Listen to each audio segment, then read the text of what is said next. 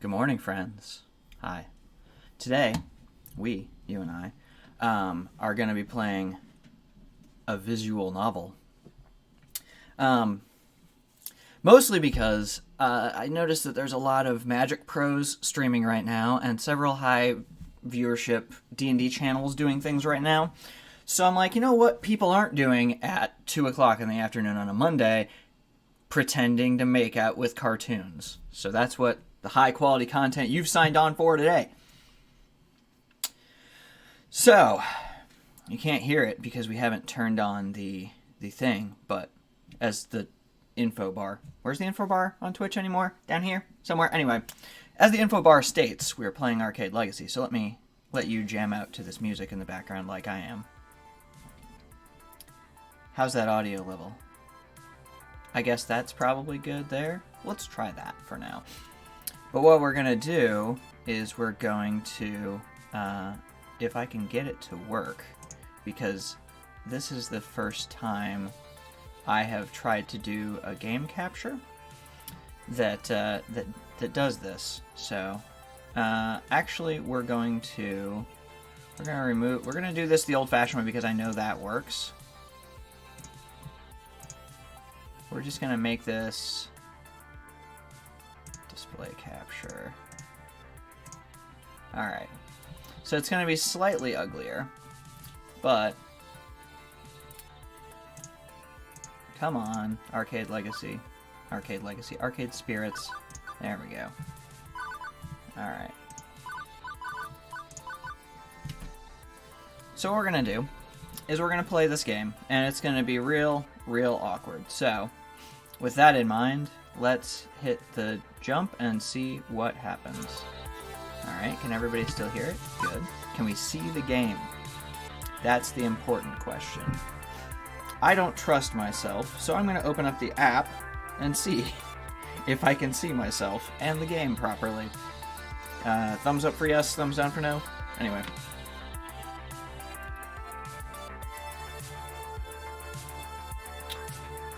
Doesn't actually let me see my own stuff. So somebody in chat, tell me if this is working. Anyway, Arcade Spirits. So Arcade Spirits is this indie game deal where the arcade collapse of the early 80s never happened. We're just in a utopia where people are going to actual arcades with like streaming equipment and broadcasting to the world. It's real weird and cool. But first, the game. More info to come, I guess. Maybe the devs will decide to do a thing. Database system online. New profile detected. Analyzing. I can spacebar. New profile. 237771. Economic bracket. Lower middle. Employment category. Bleak. Current emotional health rating. Low. That hurts. It hurts me here. Ideal candidate for premium level assistance. Proceed? Oh, yeah, rad. Alright, cool. Game. Let's get our relationship off to a rocky start. Premium level assistance requested. Proceed? Thanks. Pretty please? Overriding denial of assistance. Establishing premium services for profile 237771. Justification? Hope. Hope should be rewarded. Spirit must be restored. Now, compiling personal metadata. Ooh. Character creation. Yeah. Yeah, boy. Alright. My name is Jeph. My last name is Lewis, because I use they, them pronouns on the internet. My hair is medium. We'll go with medium. I have to move my monitor just slightly here so I can see what I'm doing. My hairstyle, yes, medium. My skin tone. I'm kind of a here-ish? No. There we go. Like, maybe there?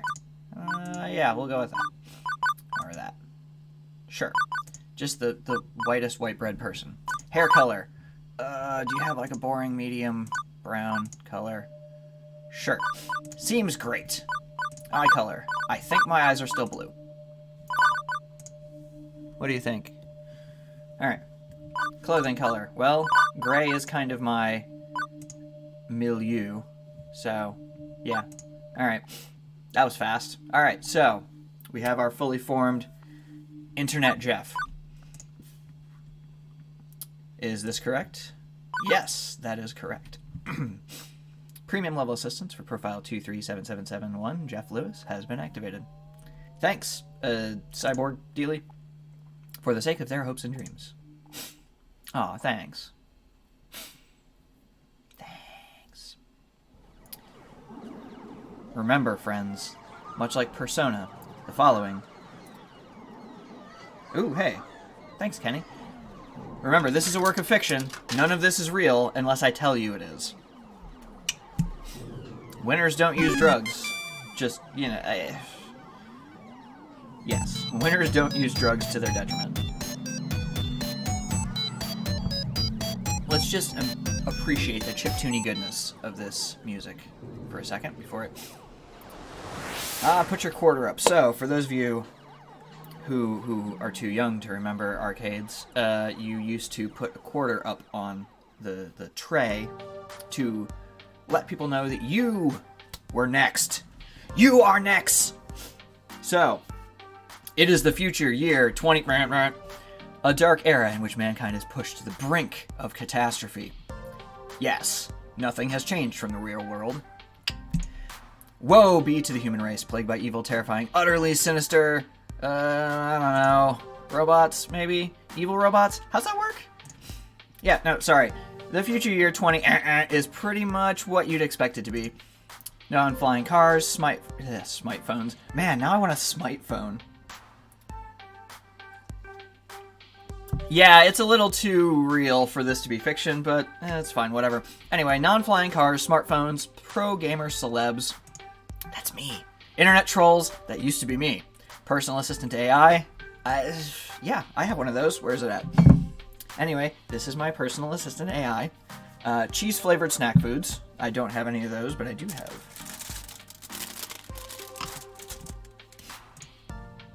But even such wonders as 20 holds to date, I've had no part in any of them. I've worked as a dishwasher, a shoe salesperson, and lifeguard for the local community pool. I don't care what era of human history you live in, kitties peeing in the pools is pretty much a constant thing. Trust me on this.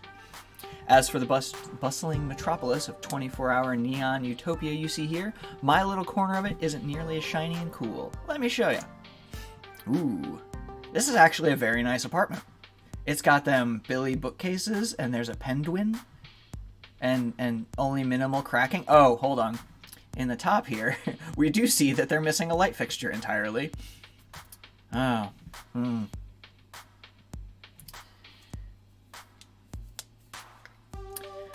Behold my quaint little apartment.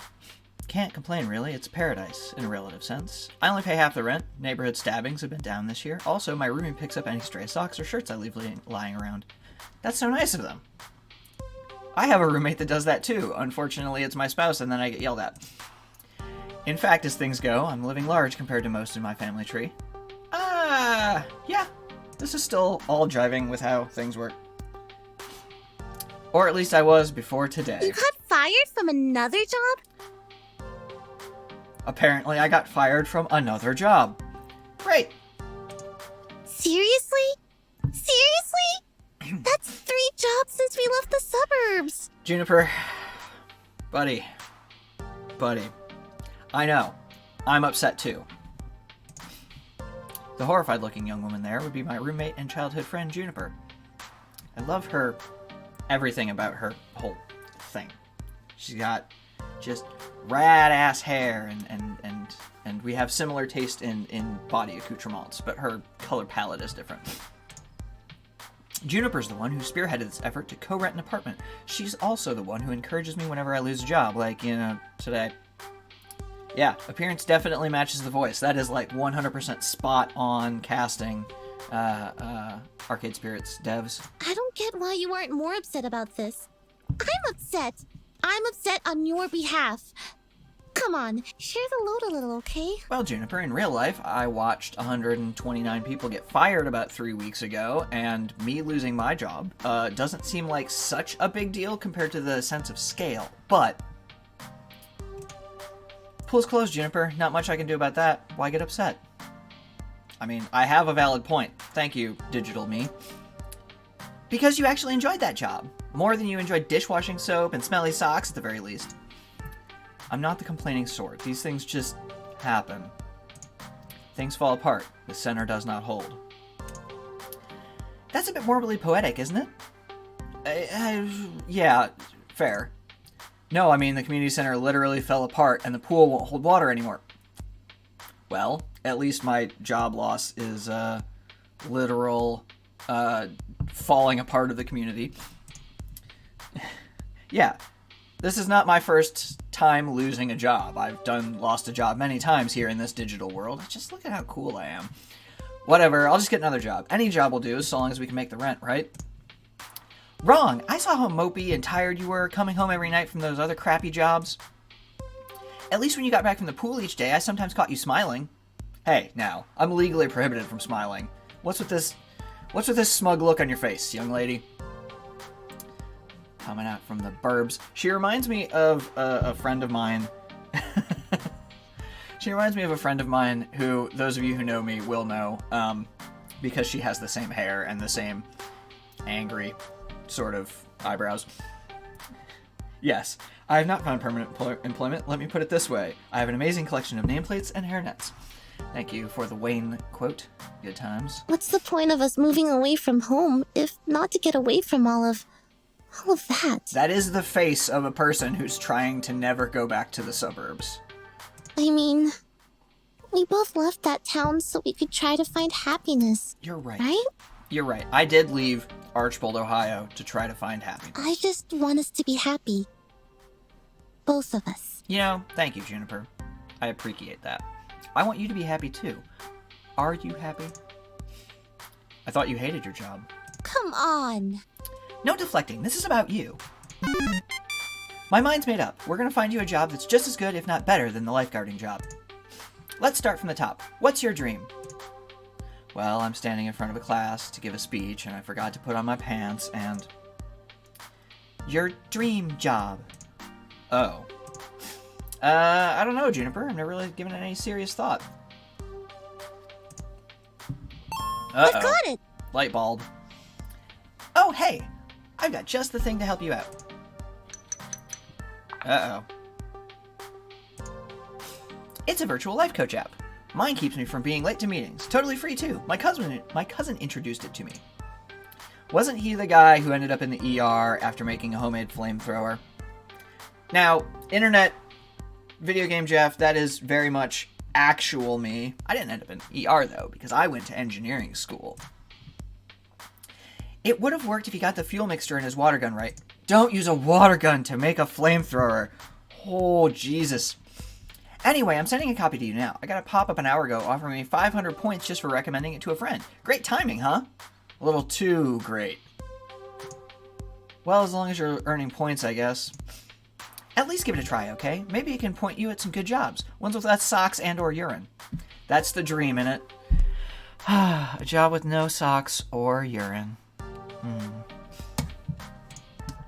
I'll think about it. Okay. But don't think too long, right? In the end, I installed the app. Couldn't bear to see Juniper fretting over me like that. Pyramid Scheme app activated. Not that I find it annoying. I mean, it's more that she has enough trouble in her life without troubling herself over my life, too. That... Alright. Focus on me, millennials, fellow children. That, right there, where you are not talking to your friends about your problems because you're too worried you're going to trouble them with because they've all got so much stuff going on. Don't do that. If you're having legitimate problems in your life, talk to your friends. I mean, preface it with, hey, I'm kind of having a bad time. Do you have the mental energy to talk with me for a few minutes about it? Almost all of them will always say yes. Anyway, don't fall into the millennial trap of not talking to your friends.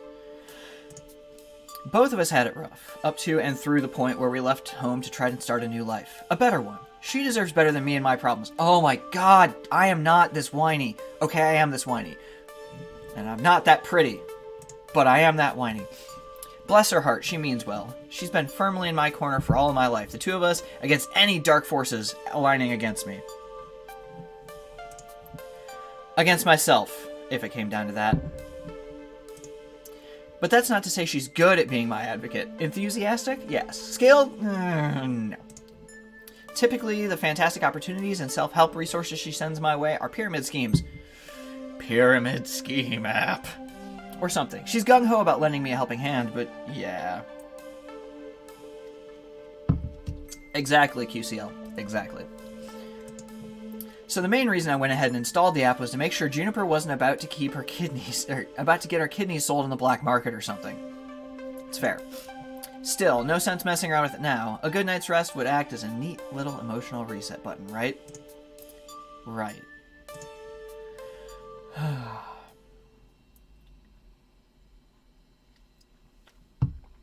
No dreams, no nightmares, just 8 hours of sweet, sweet black. By the time morning light leaked through the cracks in the blinds, I didn't care anymore about being unemployed again. Juniper had already left to catch a bus to her office. She typically leaves before dawn, but she left a note for me, pinned to the tiny fridge we shared. That is a full-ass size fridge.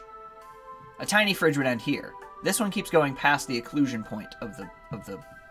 Anyway, it's fine. Don't worry about it. Remember, download app, find dream job, make money, sort your life out! I believe in you. So, moment of truth. Do I trust in Juniper's weird little app, or do I just go find some job that pays well enough to cover the bills? Okay, so, the choice point. Do I play the game or not play the game? Let's go ahead and play the game. Figuring at the very least her miracle app could possibly help me find a job, I loaded up, tapped the icon, and... Hello! Hello! Yeah, huh, seems like the right... Huh. Okay, see, that's what I mean? Anybody else would freak out over a cute girl climbing out of their phone. Me, I went, huh. Fair. I like her, like, Haru Okumura kind of outfit she's got going on. Nice. Also, it's one of those new kind of 3D screens. So, you know, not actually magical realism here. Very normal in the distant future year 20. Thank you for downloading Iris, your personal life coach. Rad. You're welcome, Iris. This is the ad-supported free version, sponsored by Pizza Yums. The app is supported by pizza rolls. I love pizza rolls. Did you know that when you have pizza on a bagel, you can have pizza anytime? I did know that because I grew up in the 90s where we had those commercials literally every 10 seconds. Wow. Would you like to subscribe to Pizza Facts? Oh, 100% yes. Thank you for subscribing to Pizza Facts. I love pizza facts. They are my absolute favorite type of fact after cat facts. I'm here to help you get your dream job, your dream house, and your dream partner. I'm here to make all your dreams come true. Oh, yeah, no, never snack bites. Never snack bites. Always pizza rolls. Totino's Pizza Rolls, by the way. If you don't follow them on Twitter, I highly suggest it. Their branding is 100%. Pretty tall order for an app to do. Or are you some sort of djinn? Well, I suppose in the modern parlance, a massively interconnected database searching virtual assistant could be considered a sort of genie in a bottle. But honestly, all I can do is give you the chance to improve your life. What you do with it is up to you. I can cross-reference search data for you, but without motivation, you won't get anywhere. Without motivation, you won't get anywhere. I glanced up from my phone at the heaps of laundry and half-finished books and other items strewn about my apartment. Oh. Motivation is something I have a ton of, honest. I promise. Hooray! That's super. I'm really looking forward to working with you. Before we begin, do you have any questions? Sure. Why should I use this app at all? I mean, my phone already has a voice-activated assistant AI. Voice-activated assistant AI. I can just say, "Hey phone, search the web for job listings," and it'd work just as well. Ah, but I have an advanced emotional language interpreter. I'm smarter than the average program, with more heart. I can help you sort your life out by analyzing your personality and finding you a perfect path in life, all thanks to my glorious, wondrous, patent-pending, super-duper identity identifier system. Identity identifier... You couldn't shoehorn an R in there?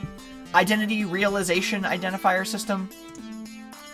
Between you and me, they really wanted an acronym that matched the name, but they couldn't figure out what to do with the R. God damn it. Alright, fine.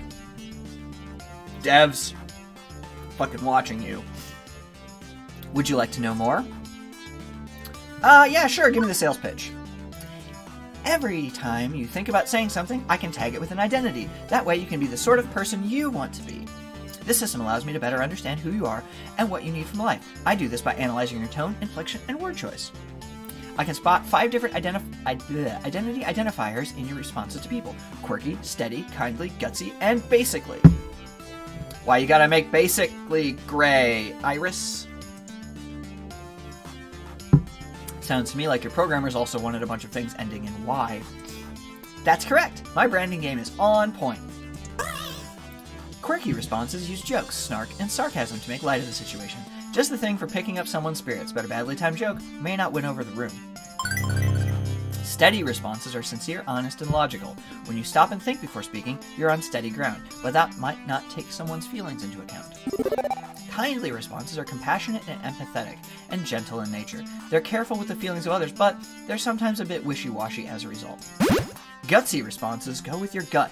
When you're brash, bold, risk-taking, and instinctive, you're gutsy. But it also means being blunt, confrontational, aggressive, so be careful. Lastly, you can always take a basically option. It's a balanced and neutral response, safely moving the conversation along while learning more and digging deeper. So, Kenny, it can be a dating sim. It's classified as a visual novel because apparently at some point in the tutorial area, the player makes a decision whether they want romance and sexy times and story, or whether they want romance with no sexy times and story, or no romance and story. So there's like there's a granularity to it of how much dating you want in this visual novel. Over time, I'll build up a personality profile for you based on the identity identifiers detected in your speech. Maybe you'll be predominantly quirky, genuinely steady, a mix of both. Who knows? It's up to you. So what you're saying is I should always try to crack jokes or be super gutsy, and never speak basically? I mean, being basic's bad, right? It sounds bad. Nope. Heck no. They're all useful in the right context. There are no bad choices. Consider what you could say and go with what feels right in the moment. Don't limit yourself. Sure, you could gamify your personality, but it's more fun to let it happen naturally, you know? Just be you. Letting it happen naturally is kind of my thing. I'm a go-with-the-flow sort of person. Nothing really bugs me. That's absolutely not true. Fake Jeph? No, buddy. You might be interested in this next feature then. The app you downloaded can let you see identity indicators if you want. That way you can make an informed decision. But if you prefer, I can hide those indicators, keep it a surprise, let you simply go with the flow, as you say. Which would you like? Do you want to see the colored identity indicators or leave them hidden? Well, I would like to see the identity indicators because I grew up on, BioWare games, and I like to gamify my gamifies. Okay, you'll see the indicators in all their glorious color. What if I'm colorblind? He asks, not actually being colorblind. That's why they're also uniquely shaped icons. Don't worry, I got your back. Now, let's see my patent-pending identity identifier system in action. How do you feel about dad jokes? So, here's the thing.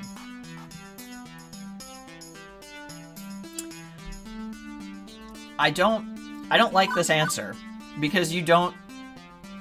At no point did Iris say I'm jokes. But I know what a dad joke is, and I definitely tell dad jokes, so I think I have to go with this one.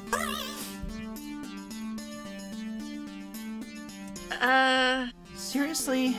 Seriously? That's not a good dad joke. You're bad at this. Hey, I never said I was good at dad jokes, just that I could go for them. Anyway, as we go along, I'll analyze and tally your identity identifiers. In fact, let me show you now. Good work. Hey, look at that. We got a 1, We got a 1 point. Such a strong personality. You asked me one question. Off to a great start, I'd say. And hang on, you're scoring me? Didn't you say not to gamify my personality? Hey, I said you shouldn't. I'm an app. I think in numbers, so I gotta gamify it a little. Anyway, studies show that achievements, or chivos as the kids say, they most certainly do not say, encourage app engagement. Okay, well, what's with the empty space on the left? Oh, I also track vocal responses from people you meet. Once you get to know some folks, I'll let you know how well you're getting along with them over there. Relationship scores. Wonderful. So will you tell me what the correct responses are to avoid making enemies, or do I need to find a walkthrough for the vast game you're making of my daily life? Jeph, you're looking at this the wrong way. Generally, people won't get super annoyed at you unless you deliberately and repeatedly provoke them, and it will be obvious when you're doing that. Are you sure? I'm kind of oblivious. I promise that if you bungle a few social encounters, it won't really hurt anything. No cheating needed. Just relax and have fun. Don't feel so pressured to perform. It'll all work out in the end. In other words, don't freak out too much about what the right thing to say. My sources say yes. Exactly. Just be you. Be yourself and good things are bound to happen. Anyway, you can access your scorecard anytime you like with the Q key. Cool. Or click on the score in the upper right corner of your screen. Up here. I have a new item in my inventory. And that's everything. Ta-da! Okay, but how is any of that supposed to help me get a job? I only downloaded this app because my roomie claims you're a great life coach for the unemployed. What good will taking the quiz off the back of a supermarket checkout rack magazine do with that? Why, it'll help me understand your spirit, of course. Rad. You can talk to ghosts. Is there a ghost in the room right now? Am I a ghost? You have to tell me if I'm a ghost. Please. Now that's just not... Okay, first of all, are you in my house right now, game? Do you have access to my microphone, and if I say a thing, you put it up on the screen? Because that's some bullshit.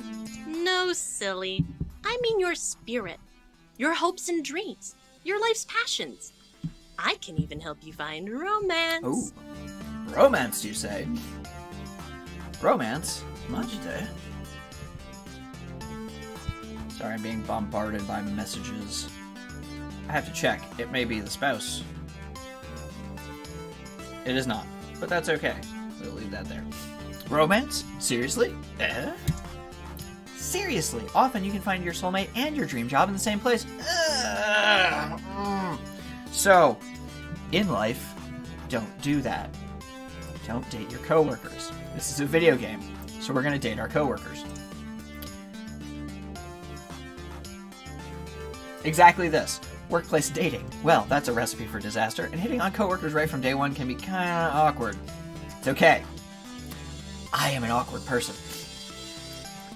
Or am I looking for love and ready to start right out of the gate? Never get a second chance to make a first impression. If I meet the right person, why put it off? How do I want to handle this new opportunity? Ooh. Oh. Where's my option for just flirting? I'm only good at the flirting part, not the relationship part. Sure, why not? I think I'm mature enough to juggle both at once. Why not? Super, and remember, the choice is yours. If you're not comfortable with the other person, stay professional. Rad. Now, let's get started. To finish analyzing your personal history, please authorize me to read all your social media feeds and personal information metadata. I assumed you already had that because I installed you on my phone, but sure. Aha! This is some kind of scam. I'm gonna wake up in a bathtub of ice, missing a kidney. Sure, I can help you register as an organ donor. Bad command or file name? Oh, you're being sarcastic. Sorry, I haven't quite finished analyzing your personality. I couldn't tell. Relax, I won't share your information with any third parties. This is strictly so I can help you find your dream job. Am I authorized? Another wonderful Juniper recommendation here. Just like the 17 self-help books on my shelf. Still 18 times the charm, right? Yeah, go ahead. Please enjoy this recorded music.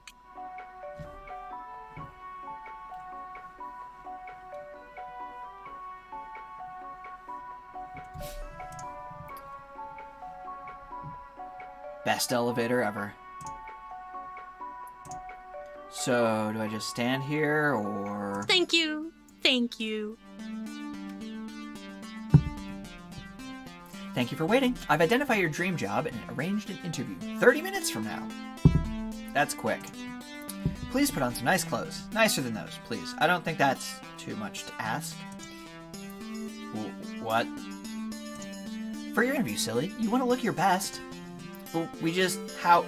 Okay, how did you land my dream job in 20 seconds flat? Simple. I'm awesome like that. Now, get a move on. Tut-tut. You need to catch the 8:20 a.m. bus. And that's 9 minutes away. Jesus frick. Well, this is happening. But I do have a chance to get off this runaway train. Nobody says I have to obey my new digital fairy godmother. I could delete the app and go find a real job. That'd be the safest option. I could... You know what? In for a penny, in for 71,000 pounds. A normal person, someone with high standards, would have deleted the app right there, rather than hop a bus to meet up with what were very likely men with sharp knives and a taste for kidneys. But me, I was already getting dressed before she'd finished that sentence. It's not that I believe the silly app's claims it's serving my hopes and dreams on a silver platter. Honestly, I expected another shoe salesman job at best. But, well... Alright, so...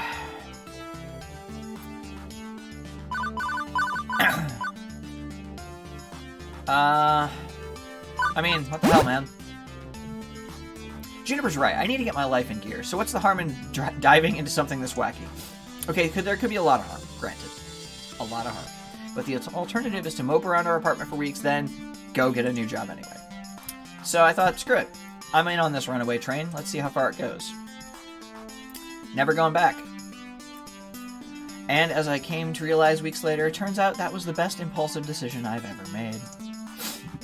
Awesome. Oh boy, I hope we get a job at boring clothes store. The bus drops me off, oddly enough, not very far from Juniper's office building, although my destination isn't nearly as upscale as that. Ooh, maybe I can get a job at Wubsub and come home smelling like bread every day. This is, well, they won't employ me at a bookstore. It's a strip mall. Strip malls are relics of places where a random assortment of weird little businesses jam as many of themselves into tight of a space as possible.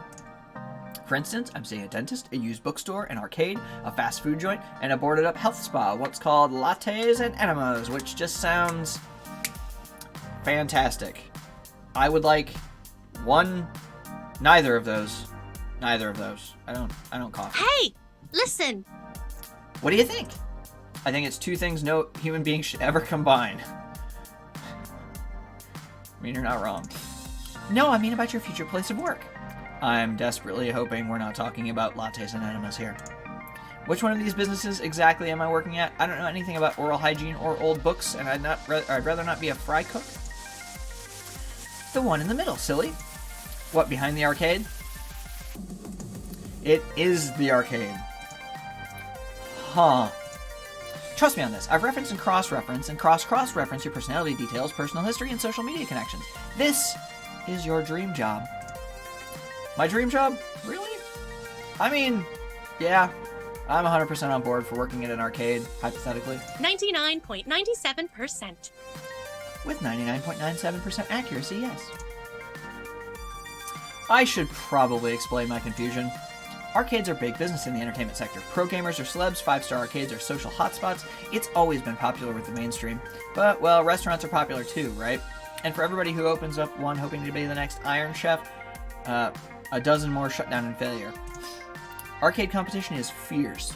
Paydays range from peanuts to gold, and sure, those who make it can secure fame and fortune, but those who don't, well, no wonder Iris sees this as a dream job. Video games weren't always this popular, though. I read an interesting article about it once. Back in the year 1980, we nearly avoided a serious industry crash, which would have left video games as a kid's toy fad like hula hoops, with no mainstream acceptance. For instance, one factor could have been a terrible game based on a kid's movie about a cute alien visitor who wanted a phone. Atari. If this game was complete poop butts, like poop from a butt, and massively overproduced, it had ruined video games for years. Fortunately, cooler heads prevailed. That game was delayed until it could be developed properly, and the crash was averted. The crisis only exists in theory now. Sometimes I wonder what it'd be like for people living in the darkest timeline where everything went wrong. Are gamers considered nerds and outcasts? Are arcades vanishing points of nostalgia? The mind boggles. But make no mistake, as popular as they are, the arcade industry is a dodgy, risky prospect for a job. Plenty make a run at it, only to come up short. Considering Iris was tasked with getting me a job I'd enjoy, and could keep for more than a few months, this left me a bit confused. Iris, this isn't me saying no, it's an interesting prospect, but... I mean, are you sure about this? You say you're 99% sure. 99.97%. 99.97% sure. Won't this be like my lifeguard job, though? Satisfying but short-lived? The arcade doesn't exactly look like a 5-star. It's no Deco's Palace, after all. And to be perfectly honest, I haven't set foot inside an arcade in, 15 years. Huh. I remember really enjoying arcades when I was a kid. I wonder why I stopped going to them. Probably because, like me, you got beat up in them a bunch in your shitty Midwestern town. Iris interrupts that thought, eager to show off her homework. My sources say yes. Trust me, when I said I was 99.97% sure, I meant it. That's not the same, that's not just some arbitrary number. I'm designed to be a bit silly and whimsical, but my math is deadly serious. My coders made me to be the warm, personable front of a database array that's currently laser targeted on getting you exactly what you need. Right here, right now. And when this job, or this place inevitably collapses and I lose my dream job, what makes you think that's going to happen? Because it does. It always does. I don't think your database accounts for my family curse. We've always had to, I don't know, compromise? Settle? Things rarely work out. You always have to be ready for the worst. That's why I take things in stride these days. Does that mean you shouldn't even try? I open my mouth to protest, but then close it. As often as my life tends to crumble out from under me, it's not like she was wrong. I still had to try. I mean, what the hell? Why not? Buy the ticket, take the ride. That's what I told myself when I walked out the door this morning, wasn't it? No matter how risky, I owed it to myself to jump in with both feet. And when it all came crashing down, well, I'd recovered before, I'll recover again. I mean, may as well take the opportunity in front of me, right? So I opted to push on through those doors and see what awaited for me on the other side.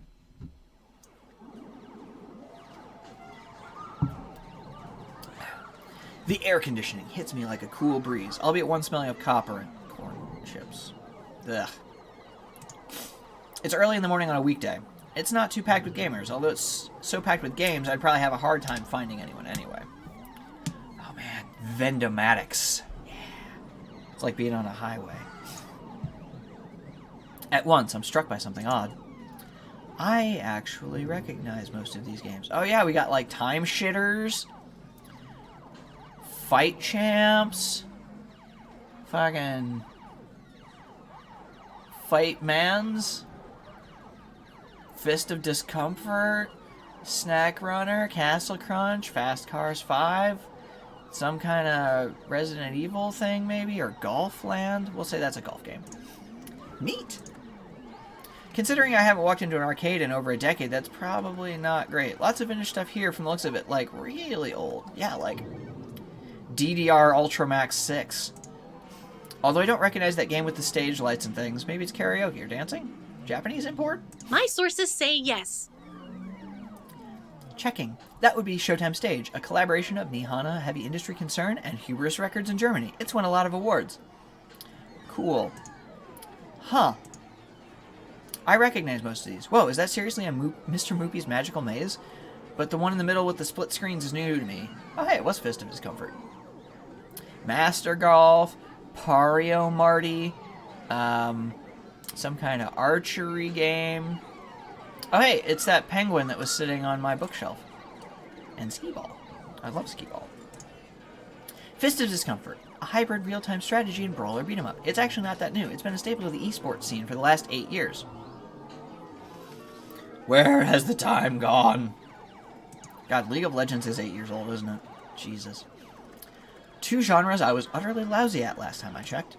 And over here is an old lady. What up? I'm digging your Pac-Man earrings. That's pretty rad. Sorry, man. I was just talking to myself and had an overwhelming urge to complete my sentences.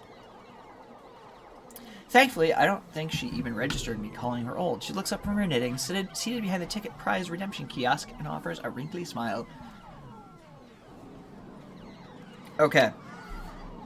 This lady is going to have a hello, dearie voice. Because they always do. Well, hello there. Got there! Always nice to meet someone new in the Funplex. Isn't it, though? The what? Francine's Arcade Funplex. Didn't you see the sign out front, dear? I did see the sign, but it just said Funplex. Well, I chose to knock off the first two words when they got knocked off the building during the storm of 1980. Now it's just the Funplex, I suppose. So, how can I help you, dear? A Funplex? Is that when you suplex a clown? A Jin in my phone set up a job interview for me? You've been in business for years? I'm gonna go with this. We're just gonna go all in on the I'm gonna ride this wave until it's dead. A magical space fairy or something that lives in my phone told me to come here to find my dream job? Hello! Hello! I'm a magical space fairy, apparently. I half expected her to send me packing. Pretty impulsive of me to just talk about Iris like that, but she took it in stride. My, oh my. Oh, hello. My, what they can do with technology these days. I really do marvel at what amazing things young people have in 20... Although I'd simply love to take a sledgehammer to those blasted video game consoles that eat at my bottom line. Fair. She said, with such a kind-hearted and warm smile. Please, call me Francine. As in Francine's Arcade Funplex. Get it? Will do, Francine. Actually, thinking about it, I suppose we were originally Frederick's Arcade Funplex, named after my dear departed husband. Oh, dang. Sorry for your loss. Sadly, he died peacefully in bed some years ago. Is this a sex joke? Are you going to make a sex joke, Francine? I'm sorry to hear that. No, don't be. He died doing what he loved. Having intensely physical relations with me. Good job, Francine. Good job. That's information I needed to know, yes. And you are... Jeph Lewis, ma'am. Very well. Shall we retire to the office to conduct your interview? I'd carry on out here, but it is rather noisy, isn't it? Yeah, about that. How do you deal with the constant noise, anyway? Oh, eventually you just sort of learn to filter out the bleeps and boops. This is a real thing that happens. I worked in the casino industry for, like, a little over half a decade, and within, like, a day, it just evaporates. And you don't even hear it anymore until you don't hear it anymore. And then you just notice the absence of background noise, and it's just awful. It can take weeks to become acclimated, I found, but in the end... Huh. Well, I was wondering how long that annoying noise was going to continue on in the background, but they got smart about it. Done. She quirks an eyebrow. Well, now, that's faster than the others. Not bad. So, shall we see what you're made of? This way, please. Francine leads me down a back hallway, past public restrooms, and into a locked door marked Employees Only. I'm digging this penguin. It takes all my restraint not to point at the extraneous apostrophe. Welcome to our little backstage oasis. I'd suggest we do this in Gavin's office, but it's a bit too untidy. I don't blame the boy. He's been so overworked lately. Please, have a seat, and we'll begin. As quirky as this place and its owner may be, at least I'm confident that I can nail the interview portion of the proceedings. I've interviewed for 12 jobs and held down 3. So that's 3 more than a lot of people. I know all the standard questions. What are your greatest strengths? What do you see as your weaknesses? Once, I even had to describe how to assemble a Lego set to prove my communication skills. Considering I end up washing dishes, I'm not sure why, but... Point is, I'm confident, prepared, ready for action. If you were a dinosaur, what dinosaur would you be? I would be an ankylosaurus because I love the idea of osteoderms. Or, what? If you were a dinosaur, what dinosaur would you be? I would be an ankylosaurus because I like the idea of having osteoderms. Right, okay, maybe this wouldn't be a typical job interview after all. No problem, go with the flow, let's do this. Yeah. I am not a scavenger, and I don't salad, so I'm gonna fly. I've always wanted to be a bird, so... Wait, no, all dinosaurs are basically birds. Let me rephrase. I've always wanted to be a flying bird, so pterodactyl. Swooping around, catching updrafts, staying way away from the meat eaters. Really? How exciting. What's your favorite snack? Goldfish crackers. Snack? If this was a favorite food question, I'd have this down easy. It's tacos. Always tacos, but snacks? When you have pizza on a bagel... Pizza bagels. Say pizza bagels. Say pizza bagels. Brought to you by Totino's Pizza Rolls. Pizza bagels. When pizza's on a bagel, you can have... Hush you. Come now, dear. I don't have all day. After giving it good thought, well, how could I forget my favorite snack?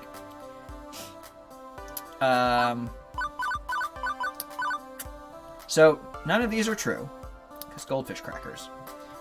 But tacos are also my favorite snack. Tacos and only tacos. There is no other sustenance. I see you, a person who knows exactly what they want. That's true. And how to get it. That is not true. You know what they say. You are what you eat. Is that a sex joke, Francine? Come on. Next question. Nothing I prepared for has helped me plan for this odd interview. I brace myself for the next one. What assets can you bring to the team during the inevitable zombie apocalypse? Okay, so first... I'm a pretty good medic. I can get people back into the fight after they've, dislocated a shoulder or got cut up. I'm pretty good with fabrication. I went to engineering school for a couple of years and built a couple of go-karts out of scrap metal. I'm an entertainer and a dungeon master, so my job would be to keep people's spirits up when we're hunkered in place for a couple of days. And I'm just kind of a nice guy to be around. I'm fun. I can cook, too. Is this interview for real, or is this a dream? As I look into Francie's deadpan expression, I know she's 130% serious. Well, I went off of both of these things. I think of these, my strongest option is the engineering one, is if I'm playing as myself. I'm essentially MacGyver, trademark. I can make anything out of a string, a match, and a screwdriver. Especially if what you want is a screwdriver wrapped in burning string. Good. We'll need someone to build makeshift defenses and think quickly in case we get surrounded. An inventive brain is always a critical role in any survival. One more thing. Why are you here? Why are you here? Well, Francine, I need a place in the world, and I don't know where that place is, so I figured I would just flow until I got there. The question is so simple and almost actually relevant to career planning that takes me off guard. I told you, the magical space fairy on my phone sent me here to find a job. You're seeking a job, true? But that doesn't really answer my question, does it? You're right. No doubt. You think my interview questions are a bit silly, but I like to think of the Funplex as more than a collection of tasks and people to perform those tasks. Francine, your questions aren't silly. Your questions are great. They are intriguing and interesting. Most folks my age opening arcades at that time saw it as just another way to make a quick buck. Is that true? Well, I saw it as something else. Something more than a way to make a large pile of quarters. Valid. And I expect you'll find the others working here see it as something more too. This brings about an important question. In this version of the United States or Canada, or we'll go with the United States because reasons, did the dollar coin work better? Because, I love dollar coins. I would rather us have $1 and $5 coins than $1 and $5 bills. But, we don't need me proselytizing coins. I guess, because, arcades now, a lot of them, it's $1.50 or $2 worth of credits to play one round now. So, with the prevalence of arcades, would that have increased the likelihood of people using coins? Is that why Japan still uses coins for so many things? Because they have so many pachinko parlors. The mind boggles. Everyone has a dream they're chasing, dearie. And for my friends, it lies within the Funplex. It's a good dream. Now, if all you want is a paycheck, I can provide that. But the last fellow in your position, that's all he wanted. Did he have a great big And he bushy didn't last beard? long. Did you bury him in the sewers? So I ask you again, Why am I here? why are you here? I am here because I am looking for meaning and purpose. To be honest, I didn't have a better answer than why not. Buy the ticket, take the ride. That's what I told myself. But that wouldn't cut it here. I need to actually think this through.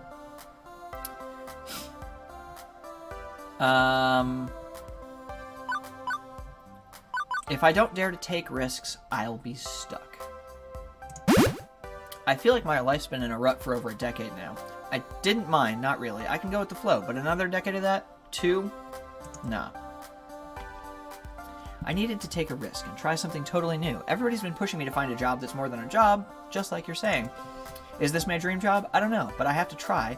I have to take that gamble, or I'll never get anywhere.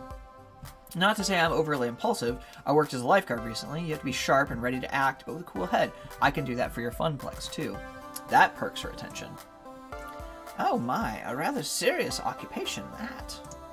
And an unusual step from such troubled waters to lands of make-believe. Troubled waters. Ugh. You enjoyed this role as a lifeguard, I take it? Yes, ma'am. My roommate says she often noticed me smiling after coming home from work. Which makes Francine smile in turn. I can't say I can offer a role with such high stakes, but you'd be surprised at the many ways one can save a life, even here. Very well, I'm satisfied. Let's get you to work. I breathe easier at that. Probably the weirdest job interview I've ever had, to be sure, and yet it felt appropriate, like it was far more than just filling a slot on the payroll.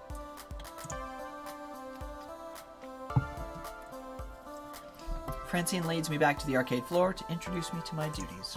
It only occurs to me now that I forgot to ask what my duties of this mystery job that I'd accepted really involved. I'm gonna be standing behind a counter, I'm gonna be taking tickets, I'm gonna be mopping up vomit. Francine gestured to the seat she was occupying previously, a stool behind the prize desk. Oh, how marvelous. Welcome to your new position, Jeph. Sitting here, you mean? Sitting here and helping the players redeem tickets for valuable prizes. I glanced at the wide array of pencil toppers, rubber spiders, and tiny plastic toy cars on display. Well, for prizes at any rate. It's such a relief. I'd been really stretching myself thin lately, trying to fill in since the position was vacated. If you don't mind me asking, ma'am, why did the last guy who sit here end up quitting? Something about being so bored out of his mind that he felt like jamming one of those 500-ticket plush dolls down someone's throat. Well, that's a bad thing for, people to do in a customer service industry, so, Oh, such a shame. Poor dear, he just wasn't cut out for this line of work. Grandson or no, I've no patience for such nonsense. Wow. Cold-blooded. I'm sorry, the last person to work this desk was your grandson? Anyway, Gavin should be by soon. He'll handle the paperwork and all that administrative nonsense. Now, if you don't mind, all this talking's tired me out some. I'll be in the back office if you need me. Okay, then. I adjusted my seat on the semi-comfortable stool, leaned against the desk. Beneath me, a wide array of cheap junk awaited my attention. Sorry, I have somehow acquired a splinter from this desk. I could have lost hope then and there that this job would be even slightly more engaging than being a diner dishwasher, but chose to look on the positive side. I'd be helping kids obtain toys that would become nostalgic memories for minutes to come. Right? Ooh, there's a sloth. A big O sloth plushie. Any minute now. I've never worked in an arcade, but I think it would be weird. Well, this day is going real slow-like. I crave the sweet embrace of death. I've been sitting here for 2 hours now, and nobody's walked up to obtain a novelty Funplex shot glass, or a colored pencil set, or a light-up yo-yo. Lunchtime's approaching, and so far the only people walking in and out of the arcade are a few stray adults who have no interest in cheap friendship bracelets. Thankfully, my first customer today arrives before... that is an arcade employee, bro. Before I start wondering if one of those 500-ticket plushies could really fit down someone's throat. Or maybe not. Nope, just walking right on by me, his head buried in some reading material of a spreadsheet on his tablet. Was here to play? Doesn't seem like the typical businessman on a break or unwashed, unemployed game aficionado. In fact,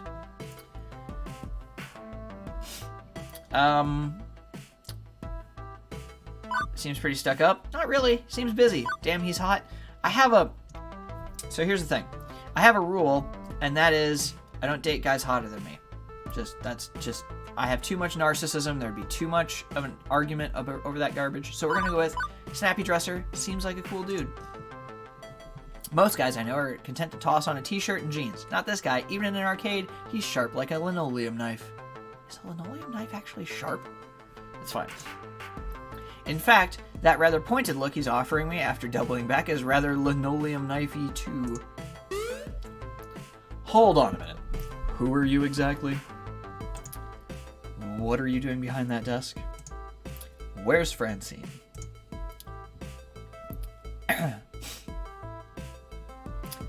I am unnecessarily outgoing in these situations. Pleased to meet you. I'm Jeph. Hello, I'm Jeph Lewis, your new hire. I'm looking forward to working with you. He relaxes somewhat on hearing that. Somewhat. Buddy. I'm gonna say your name is like Wallace? Keith? Anyway, Keith.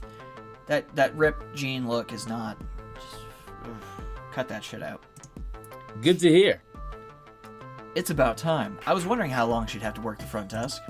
She's got gusto for an octogenarian and loves working the floor, but sitting here all day handing out toys and dealing with problems wears her down. So she explained the job to you, gave you the papers to sign? She said Gavin would handle that stuff? You're Gavin, right? I'm gonna guess that. With a sigh, he rubs his forehead, feeling a headache coming on. That would be me. I'm Gavin Cooper. Hi, Gavin. What up?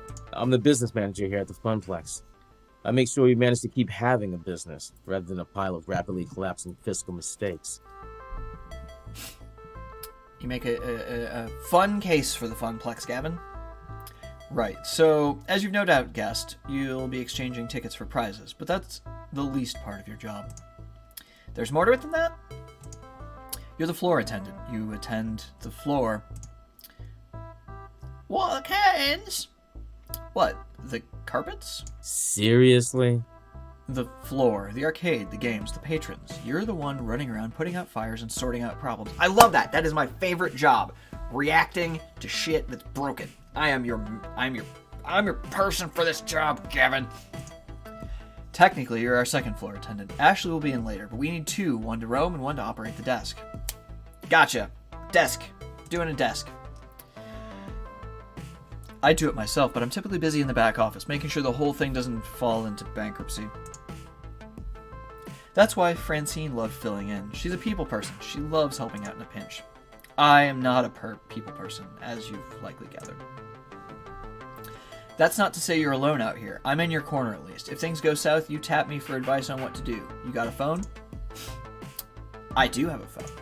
Gavin quickly passes me his business card. He's apparently had a stack of them at the ready in his pocket. Go figure. His phone number is listed below. You ever worked a high-pressure customer service job before? I have. Multiple of them. Shoe sales. Smelly socks? You have no idea. Right, well, you know how to keep your head when a customer doesn't, I hope. But anything goes sideways, you text me. I'm not around, you text Ashley or Naomi. In that order. Who and who? You'll meet them soon as well. I think not.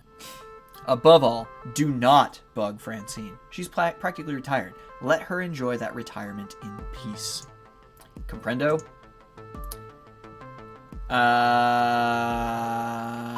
Okay, so Gavin is gonna want this response. This is the boring response. Relax. Relax, I got this. Stress feeds me. It makes me strong. I eat stress and crap solutions. Don't worry, I can manage the floor while you manage the business just fine. Doubtful. That remains to be seen. The last guy sitting on that stool was a slacker and an idiot, and even though he was family, Francine dropped him like a bad habit. If you stay clear and honest with me, do your work, do it well, we'll get along swimmingly. Thanks, Gavin. I have enough problems keeping this magical arc of hopes and wishes afloat. Please, don't add to my problems. But I want to add to your... Never mind. Magical arc of what now? Gavin sighs again, a stress-release gesture, but his expression softens somewhat afterwards. I take it Francine told you her theory. That this is more than just a job. More than just an arcade. She did, in fact, tell me that. That's my understanding, yes. I'm not into dressing up words. I like to speak plain. If I'm curt, then that's because optimization is a factor of my job. I follow that logic very well, Gavin. I appreciate your optimization and your attention to detail already. Though we need to talk about that cut in your pants. And, well, at least the rumples on your sleeve are vaguely symmetrical. Everybody working here wants to work here. This is where they belong. For one reason or another. Me? I love chaos. I love wrangling chaos specifically. Good, we're gonna get on. The arcade just industry fine. is high risk, high reward. I manage that risk so that they can also find happiness in their lives. That's so nice of you, Gavin. Everybody I in this appreciate business that. has a dream they're chasing.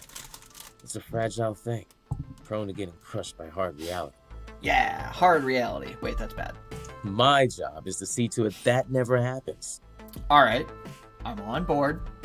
I'm on board, Gavin. That includes Francine, who deserves better in her twilight years than desperately propping Hold up a on. semi-failing business. Back it up. It's 20, 80 is not her twilight years. It's rude. So, you find some value in this place beyond your salary, or you'll burn out. Trust me. Last guy to sit there burned out hard. Now, can I trust you to mesh with our merry misfits? Probably.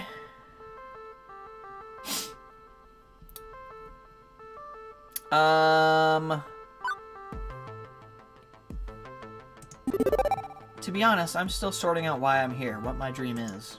But I'm not here to step on anyone else's dreams in the process. I'm here to do my best at supporting everyone. Good to hear. I'd say we share similar views then. It'll be a pleasure to work with someone who's actually enthusiastic and competent. And hopefully this hive of weirdness will help you find your dreams along the way. Anyway, I need to go prepare your paperwork. Technically, you shouldn't be working until we've crossed the I's and dotted the T's, but since I'm already sitting here, you'd rather I stick around. That would be accurate. If you're willing to fudge things a bit and work today anyway, it would help us out a lot. Now, if you don't mind, Naomi likely could use a hand in the workshop. A good opportunity to introduce yourself as well. Got it. Wait, someone else is here? I haven't seen anyone else. Yeah, that sounds like Naomi. Her workshop's through that door there, the one next to the UFO catcher. Oh, rad. I love UFO catchers. Crane game, to use layman's terms. Satisfied now, Gavin heads to the back, presumably to the office to go crunch some numbers. Just doing them number crunches. If Francine's really taking a nap back there, hopefully he's going to crunch quietly. My first coworker ended up decidedly less cool of a guy than I thought he would. He's fine. He's fine. He's a manager. That's what managers do. But he's not a total jerk, definitely. I've known really blunt people before. It's easy to mistake them for jerks, especially at first glance. I've decided to give the guy an honest chance for now. Good. Good. Anyway, I should go meet my next coworker, this Naomi that I mentioned, although I could swear Francine and I were the only ones here until now. A double door, also marked employees only, apostrophe, leads from the arcade floor to what feels like an industrial area of some sort. I turn the handle and step inside.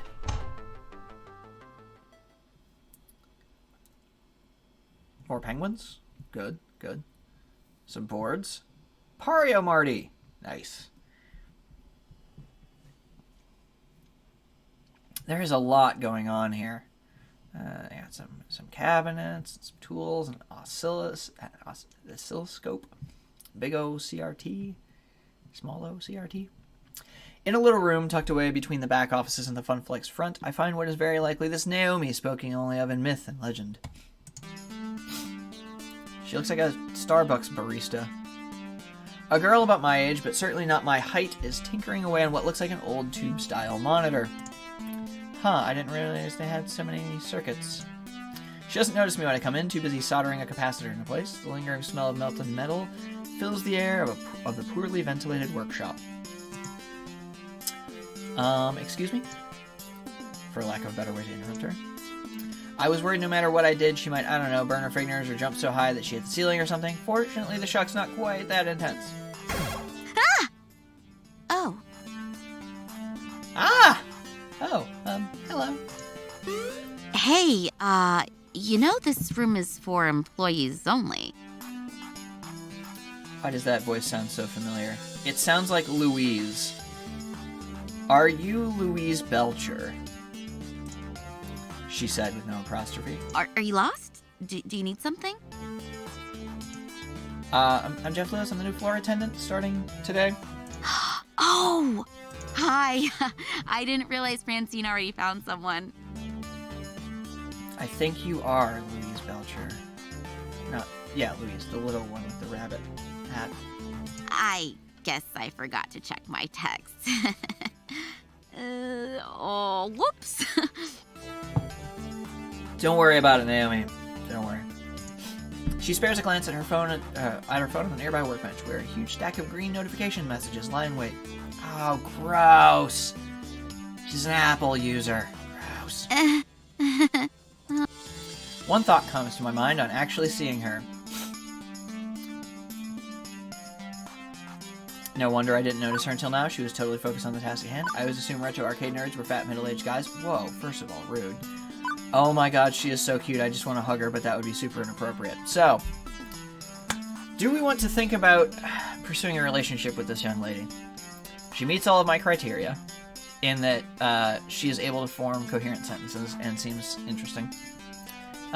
She likes electronics, which is fun, and she's got a static reducey wristband thing. That's a good touch. Some keys. She got this, yeah, the Starbucks barista thing she's got going on is A+. So why not? We'll add her to the growing list of people I can flirt with. I am but a weak-willed human being, one who grew up feeling mighty funny whenever I saw Velma from Scooby-Doo. I'm feeling very attacked right now, game. Nerds need love too. When I was moved from school to school a social outcast, I was drawn to fellow outcasts in turn. Still, beyond my weird libido, mostly I notice how much she's smiling as she welds that little thing onto the bigger thing. She's just so happy and at peace, and I can appreciate that joy in one's nerdy passions. Anyway, I'm Naomi Fairchild, the Fun Flex's techie. Hi! Pleased to meet you. I was expecting Gavin, Are though. you named He after usually checks up on me about now. the board that goes into arcade machines and the guy who... Anyway, in jokes. He's busy doing strange things with numbers. Ugh, yeah, that sounds like Gavin. I take it he sent you along to help? Great. Give me a hand with this monitor. It's really heavy, and Oh, I'm yeah, still no, those are paranoid real about heavy. dropping it after Jesus. what happened last time. Really? What happened last time? Oh, well, I dropped it. All right, that makes sense. Your thought process is a solid line. Oh, right. She helps me lift the little cathode ray the large cathode ray tube, slotting the heavy metal framework into place within the exposed guts of a nearby arcade cabinet. Once done, she starts hooking wires back up to other wires. There's a surprising number of little green circuit boards in that largely hollow wooden shell. This is the first time I've seen inside one of those things. It's weird. Lots of empty space, a couple large slabs of circuits, and that beefy monitor. So beefy.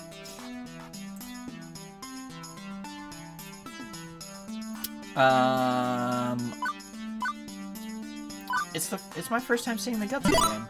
I'll admit, I don't know much of anything about how arcade games tick. I figured it was just packed full of circuits and things. Naomi keeps working using a pocket multimeter to check various connections as she speaks. It could be packed tighter, like a bar top or a cocktail cab. I'd say upright's favorite form of a functionality. Let me explain. I mean, compare American and Japanese cabinets. Ours are designed for standing players, so they have to be upright, even if that means an empty base. Japanese candy cabs are shorter, so you play sitting down, but I prefer the American style. Ours have more room for art. She closes up the rear access panel, closing it with one of many keys on a keyring at her side, then stops back to admire her handiwork. There's a genuine joy in that smile, not just at a job well done, but looking at the whole thing like it's a fine sculpture. So beautiful. I love the classic Midway style. Look at those sharp angles, the side art decals, the bold font on the marquee, the bezel artwork. Yes, the bezel artwork. The what on the what on the what on the what artwork? With a sigh, Naomi points out the key features to me. The strip across the top with the game title, that's the marquee. The artwork that wraps around the monitor, that's the bezel. I mean, you see it too, right? How beautiful and cohesive it all is, working in harmony to give the game its own unique feel, its own experience. As for me, well... yeah. I agree, it's beautiful in its own way. The way she stares lovingly at this, well, honestly, this box of wooden circuits and vacuum tubes and stuff, I think I understand. It was made to be one whole thing. The art, the style, and of course the game itself, all part of the same experience. Everything about this game is the game. If you run it in an emulator or in a game console instead, it's made lesser. Yeah, I guess I can see it. It's beautiful in its own way. Oh, good. Naomi lights up with joy like a pinball machine, all twinkly and shiny. Woohoo! Finally, so few people really understand the beauty of a classic arcade game. Having someone I can talk about this stuff is going to be great. And especially with that jerk Gavin running the numbers. Wow. Fuck did Gavin do? Gavin? What's wrong with Gavin? I don't know. Okay, well, don't get me wrong. I can get along with him generally, but his whole attitude just... Oh! Ugh. All he really cares about is money. He keeps the arcade running, yeah, but I know if he had his way, he'd gut the whole place. If anybody's gonna ruin the Funplex, it's him. Mark my words. It's inevitable. That doesn't sound Gavin-y. Gavin-y Township. He seemed easy enough to get along with, and what's more, Gavin gave me the whole speech about protecting their dreams. This looks like a pretty sore point here, a long-standing argument that the new person really shouldn't get involved with. And yet I'm involved, aren't I? I have to work with both Naomi and Gavin. I'm not sure I should prod at it, but I kind of want to know, too.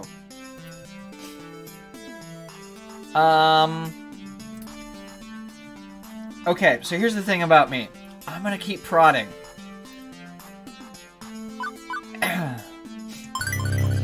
I get this is touchy, but if I'm gonna work here, I think we should all be honest with each other. No gossiping.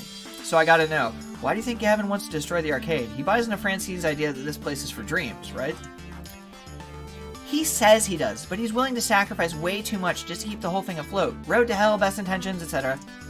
If he had his way, this place would be like Deco's Palace, nothing but ticket games and prize catchers. He thinks actual video games are too expensive, a waste of floor space. I bet he'd remove them all if he had his way. I just don't trust him. I don't trust him to do the right thing. A Spike Lee joint. But that's my problem, not yours. Sorry to drop the gossip on your head like this. Thanks for hearing me out anyway. Right, let's get back to work, shall we? Now for the less fun part. You seem strong, strapping kind of a person? Well, a strong person at least. Well, you're a person. That's enough. That's enough. You're a person. I'm semi-insulted? Okay, let's get to it. Right, a little to the left now? My left! Your right. Careful. Now, forward, right, correct. I mean, not turn to the right, keep it coming, and there. Carefully tip it into place. Victory! I gently ease the rolling dolly forward, the giant wooden box sliding into place along its neighbors. The two-wheel dolly makes it easier, but hardly easy, especially with Naomi fretting over her baby getting scratched, or worse, falling over. But with the work done, she's all smiles again. Yeah! Okay, glad to be done with that one. I swear, I've been working on that monitor for ages. Those tubes are finicky as heck, and I'm still not totally satisfied with the flyback, but thanks for helping me out, Jeph.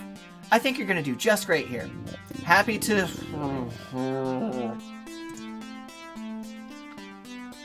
Oh, right, stomach growling. Food required, except... I wasn't expecting to actually be working today. I forgot to pack a lunch. When you have pizza on a bagel...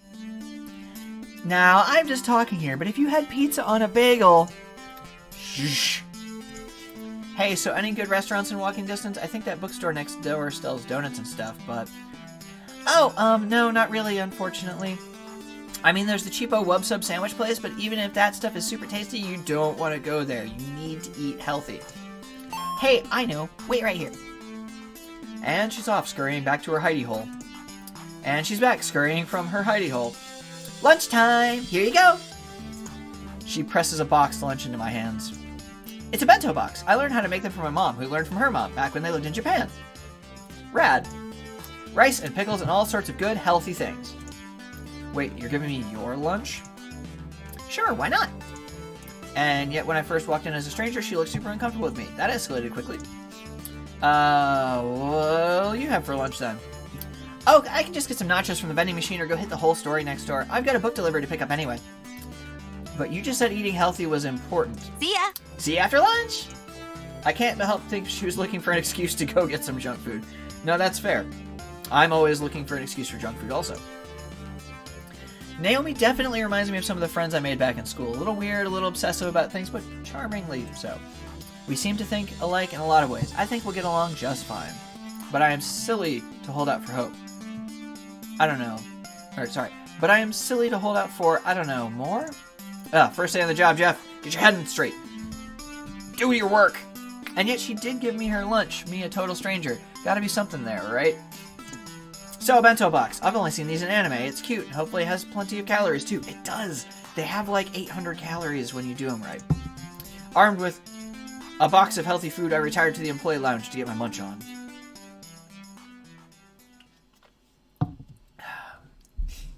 The room where I had my bizarre job interview will suffice for food times. It's not much, holding a few chairs and a kitchenette, but it'll do. Some vodka, some security monitors. Utterly famished at this point, I have a seat and unpack my lone lunch. Oh Jesus, why are there holes in the side of your head? Sorry.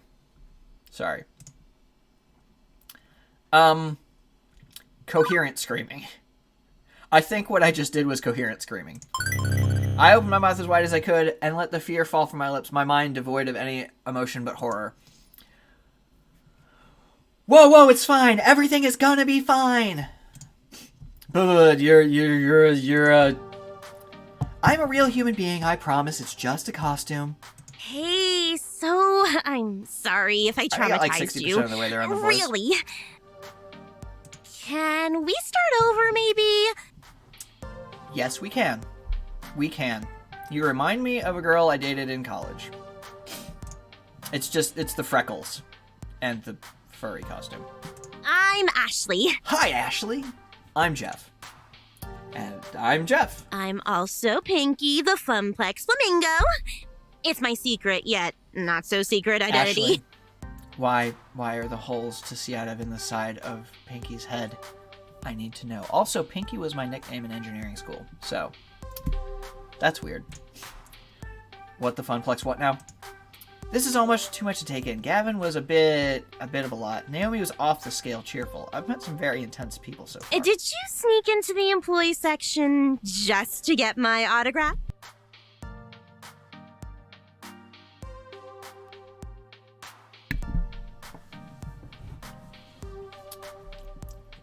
No, I did not. Me? No. Oh, I thought you would recognize Pinky from all the signs around the arcade. Pinky is the mascot of the Funplex, after all. Awesome. Oh, no, that's not what I meant at all. I mean, I work here. You work here? Since when? 3 hours ago. Today? This morning, to be specific. Oh, awesome! Welcome to the Funplex. Sure. Yeah.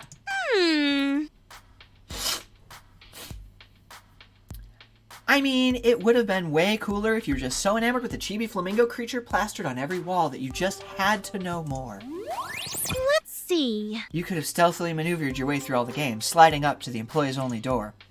But how did you get the door code? Ooh. Of course. You would have collected the password on a piece of paper that fell from Gavin's pocket. You searched your heart and decided that 4-digit number had to be the intel you needed. Let's see. Next, you decided to lie and wait for the opportune moment to punch in that secret code just to find me. It keeps going on and on. The way she just takes an idea and runs with it. A lot of people might find that weird, but I dig it. I do dig it. Because I'm a weirdo. Shows a lot of imagination. I wonder if she's a writer or something.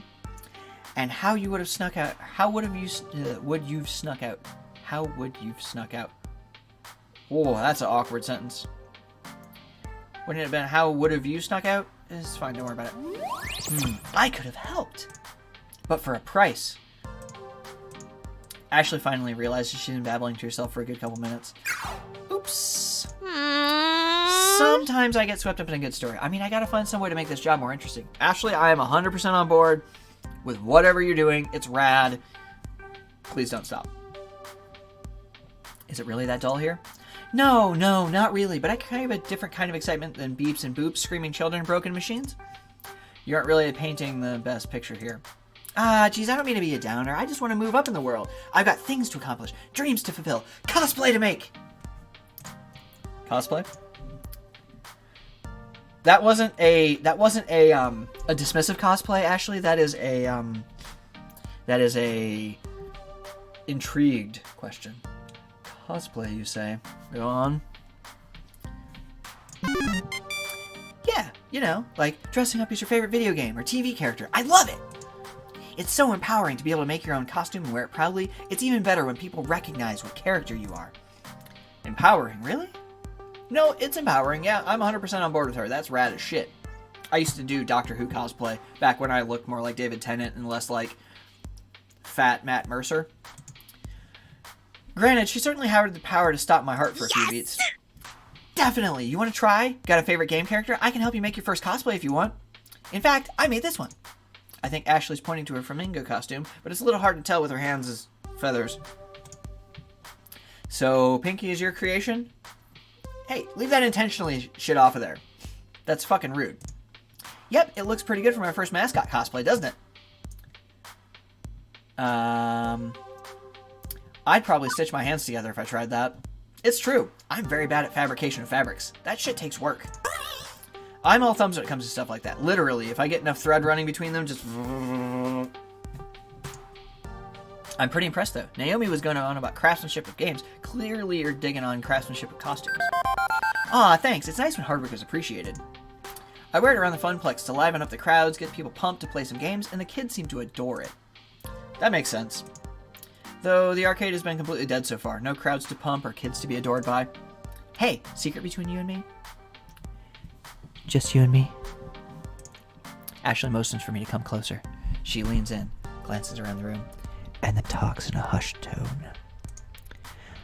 I did some repairs on Pinky overnight. What is that even supposed to mean? Is this a sex thing, Ashley? You can tell me if it's a sex thing. I had to restitch the left arm, and I was giving her an old test drive to make sure it doesn't fall off. Huh. Yeah, limbs falling off seems bad. Oh, it was. It was the worst. Yesterday I was dancing and a little girl, must have been like 5-6 years max. Anyway, we were next to Showtime stage when she tugged at my arm and... Oh, this little girl's gonna get an armful of flamingo wing, isn't she? Whoosh! Off came the arm. The girl instantly started bawling. Oh, Lord. Crying children from sadness is the worst. Well, at least you're consistently scaring people, and it's not just me. Like, I'm a motherfucker, but come on, man. There's an adorable, interesting, outgoing person in front of you. Be less of a dweeb. Nope. Hey, now. I don't want that to happen again. I felt so bad. But enough about me. What about you? So you're Carl's replacement? You could call me Carl's Jr. I guess so. I'm the new floor attendant. I attend the floor. The floor is the thing I am attending to when I'm not going into cardiac arrest. At least you're funnier than Carl, that's for sure. I can't wait to go home and tell Juniper I have a sense of humor. She'll be so proud. I assume you've already met Francine, but have you had a chance to meet Gavin and Naomi yet? Yeah, I met them already, although it seems like they aren't too keen on each other. Right? God, I wish they would just fuck already. Ashley rolls her eyes and lets out a sigh. I wish they would just hurry up and make out already. Yeah. Sure. Aces. Yeah. Yeah, wait. Wait, what? Seriously? So are they going out? No. But they always bicker like an old married couple. A classic anime cliche. The ones who fight always end up together. Mark my words, Jeph. Alright. So, hard pivot away from Naomi. Like, Naomi's great, but I do not want to get in the way of that anime romance. The stoic, old-fashioned manager and the plucky young engineer just making out. Hard pivot away from that. Ashley, are you the new best waifu? Consider them marked. Beep beep. Beep beep. Beep beep, Jeph. Jesus, fuck. Yes, Iris, how can I help you? How can I help you? Pocket computer, tell me the secrets I need. What's that sound? Drat, I set an alarm for when my lunch break was over. Time to go back to the grindstone. I didn't even get a chance to eat. What? No. That's no good. Jeph needs their calories. You eat up, I'll go watch the floor. In fact, how about I take over the ticket desk for the next shift? You can do my job and wander the floor a bit. Fair enough. Thanks. Ashley winks before her face disappears into the dark recesses of that inhuman mask. As I'm wolfing down the rice in the shape of a little heart, wow, it occurs to me I didn't actually ponder my first impressions of Ashley yet. Let's see. She's pretty amazing. I like her enthusiasm about her art. Ashley's got a lot going on in that head of hers. I just don't understand it all. And Ashley is a total cutie. I'm all on board the Pinky train. Choo choo. Well, if we're going to pivot hard, I guess pivoting the hardest from engineer girl with glasses to adorable cosplay dweeb is about the hardest pivot you can do. So, yep. I'm a little shocked at how creative and fun Ashley is. I've never met anyone like her that has so much gusto in life. I hope if I spend more time with her, a little of that passion will rub off on me as well. Chat, this is where we make a rubbing joke. Anyway, with my lunch in my belly and break time complete, the second half of my workday has begun. Rolling into the afternoon, the crowd starts to fill out. School's done, and the late-rising pros are heading out to the arcades of their choice. Are we going to get to meet a pro gamer? Chat, I hope we get to meet a pro gamer. With Ashley covering the desk, my job is to wander the floor looking for problems, or potential problems, or just making sure everything's A-okay. But for starters, it's a good moment to collect my thoughts. I think I'm off to a decent start with my coworkers. Good first impressions at any rate. Cooperation's going to be a must. I've had awful coworkers before, and they can really drag down your day. This is true. Hang on. No time for daydreaming. I think I spot, let's see, 3 possible issues to look into. I should have time to get to all of them, but which do I tackle first? An irate customer near Mr. Moopy's Magic Maze? Someone cussing up a storm in front of Fister Discomfort? Or a loud crowd around Showtime stage? You know, my spouse, she loves herself some DDR. So let's go to Showtime stage. Maybe we can meet the best waifu there. In the distance, I see a number of people gathering, which is surprising since the first half of my shift was complete and utter solitude. Don't get me wrong, I'm happy to see people that do come to the arcade. But that's quite the crowd that's assembling. There has to be some sort of fire code or safety protocol. I mean, this is the entrance. This is just bad positioning for this Showtime stage anyway. Speaking as a citizen that enjoys living. Having an escape route, necessary in case of an emergency. Time to clear the way and pave my own path of safety. As I approach, I see neon lights accompanied by upbeat Europop drifts. I guess we could call this upbeat Europop drifts. It's an auditory flashback right to 1980. I can't help but nod my head to the beat. A pulsating mass of people surrounded Showtime stage, cheering on the current player. The game itself takes up a whole corner of the arcade, requiring a fair amount of space to actually play. Showtime stage is an ultra-modern arcade smash hit. It uses motion tracking sensors behind the colored spotlights to check dance pose accuracy and score your sweet moves. I don't have any of those, Iris. It's pure dance fever. Can you catch the fever, Jeph? I had my dance fever shots at the doctor's office earlier this season. As the dance ends, one of the players hops down from the stage and immediately starts talking to a young man leaning up against the back wall. Oh, it's generic Latino woman. Did you see that, Teo? I got my first AA on Stop the Beat. Hell yeah!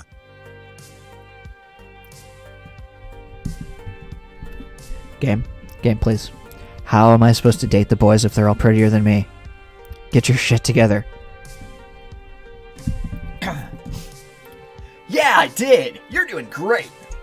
Remember last month you couldn't even pass that song. Totes impressive. I'm gonna keep practicing and one day, maybe even surpass you, Teo. Hey! I hope you do. And when you do, you can be the one who brings in new dancers and teaches them how to play. As the next song starts, my eyes shift from their conversation to observe the gyrations and intricate limb movements coming from Showtime stage. Also, I'm taking your matte black nail polish, bro. That's quality. Oh, but God, your hair is a mess. What is this, like, long, but also... Did you wash out of the Jedi Academy and never get a new haircut? Is that what's going on? Is that what your whole thing here is, Teo? Cool. I feel my head bobbing and my foot tapping.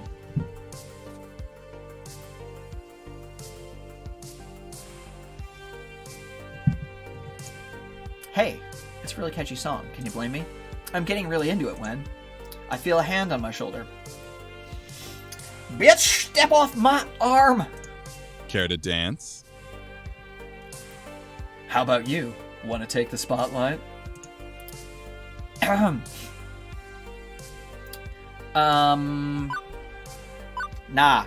fam. I'm good. I'm not one for dancing with strangers. You know what dancing leads to? Me falling directly on my face in front of all these people. Either that or one of my customers enjoying a trip to the emergency room with a shattered foot. I'd rather not horribly embarrass myself right now. Let's save that for later. Bummer. 'Tis a downright shame, but you can't blame me for trying.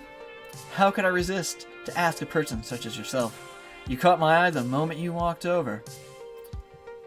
Oh, this looked like so it looked kind of like a seek out emblem from a distance, but now I'm just seeing it's a man doing a handstand, or a person doing a handstand. Hey, wait. You're new here, right? I am. Thank you for noticing. Yes, very. Name's Mateo, but everyone here just calls me Teo. All right, Mateo. I will call you Teo because that is what you prefer to be called.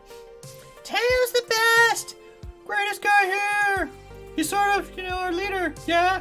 Oh, please, I'm nothing really. He looks directly into my eyes. Nothing as special as you. Teo, buddy.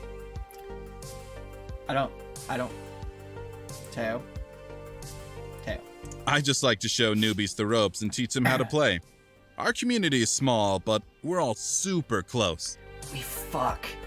I think you'd be a perfect addition to our gang. I am not allowed to join gangs. You see, I already member of one gang. Didn't work out. So I got these scars. So, what do you say? Play our silly dancing game? I'm working, man. Sorry. Teo outstretches his arm to me, waiting for my hand to grab his. Teo's a persistent one, but at least he's not mean about it. Maybe after I've played Showtime stage multiple times. Alone. Possibly in the dark. Look, I appreciate the offer, but I don't know if this one's for me. I like to avoid injuring anyone, notably myself. With enough practice, you'll get it. Plus, I could always teach you. Alright, listen, Liquid Sex. I need you to back off about 4 steps. As stated previously, you're prettier than me, so we can't. Sorry. I got a narcissism problem. Yeah, I think I'll pass. I'm actually on the clock right now. I'm the new floor attendant, Jeph. I don't have a nameplate yet, but one day, I will have a name badge. Really? But I haven't seen you around here at all. What happened to the other guy? He was actually pretty good at Showtime stage now that I think about it. He's out. I'm in. It's currently year 0 of the floor attendant Jeph regime. Hello there. Well, it's an honor to meet you, Jeph. I hope we get to know each other real well. Dicks. Indeed. For someone that loves Showtime stage as much as you do, I haven't actually seen you play yet. True, most of the time during these meetups, I tend to let everyone else play. I go around and make sure everyone is happy, having a blast. What about you and your feelings? Teo shrugs. My happiness comes from making other people happy. I'm a giver. That's all I need in life. Which is well and good, but I still need to deal with this crowd. How best to handle it? Hey, Teo, wanna film a workplace safe video with me? Good, we can start getting to know workplace safety together. I hate to be the bearer of bad news, but you gotta break up part the seas a bit. Unless you want me to film one of those retro 1960 public service announcement videos where someone loses a leg dancing off the stage and into the crowd. Well, Oh, yeah. Guess we're kind of overdoing it a little, shaking hands with danger. Hey, when the heat is on and the lights are shining, these things happen. They do, Teo. That's why I'm telling you nicely and not telling you to fuck off. I'll take care of it. Luckily, the song that was being played just finished. Teo jumps on the stage and cups his hands over his mouth. Hey, listen! We need to keep the area to the left of the stage clear, alright? But why? I like my spot. Hey, now, you know the deal. We have to be cool about fire safety. It's Jeff's first day, so let's show him some respect. I see everyone turn around and glare at me. Great, now I'm going to be known as the party pooper. I'm already known as the party pooper because I always poop at parties. I guess I've had worse reputations in my life, like that time that everyone knew I pooped at parties. Like that one time I had to close the pool because of that dirty bandage floating in the water. No one would talk to me for a week. Hey, don't disappoint me, crew. Jeff's just doing their job. Reluctantly, the crowd reshuffles itself into a semi-orderly fashion. As everyone settles into a safer view of watching the game, Teo jumps down and comes back to me. Better. I nod, generally impressed with how Teo can capture his community's attention. They listen to him and have the utmost respect for him. Yeah, actually, that is much better, thanks. didn't mean to cause any trouble. Sometimes we just get so caught up in the game, you know? Of course you know. Of course I know. Hey, you should still join us later. Maybe when your shift's over. We'll all be here dancing until closing time. I'll think about it. As long as that dancing is within the law, carry on. Officer Jeph has spoken. I start to walk away ready for my next adventure when I remember something I should do. I turn back to Teo. Hey, thanks. No problem. I feel nice and accomplished. I was able to uphold the safety of the arcade like a model employee. That's pretty good for my first day. Even Gavin's got to be impressed, right? With that business sorted out, it's time to leave Showtime stage. Let's see what to handle next. Ooh.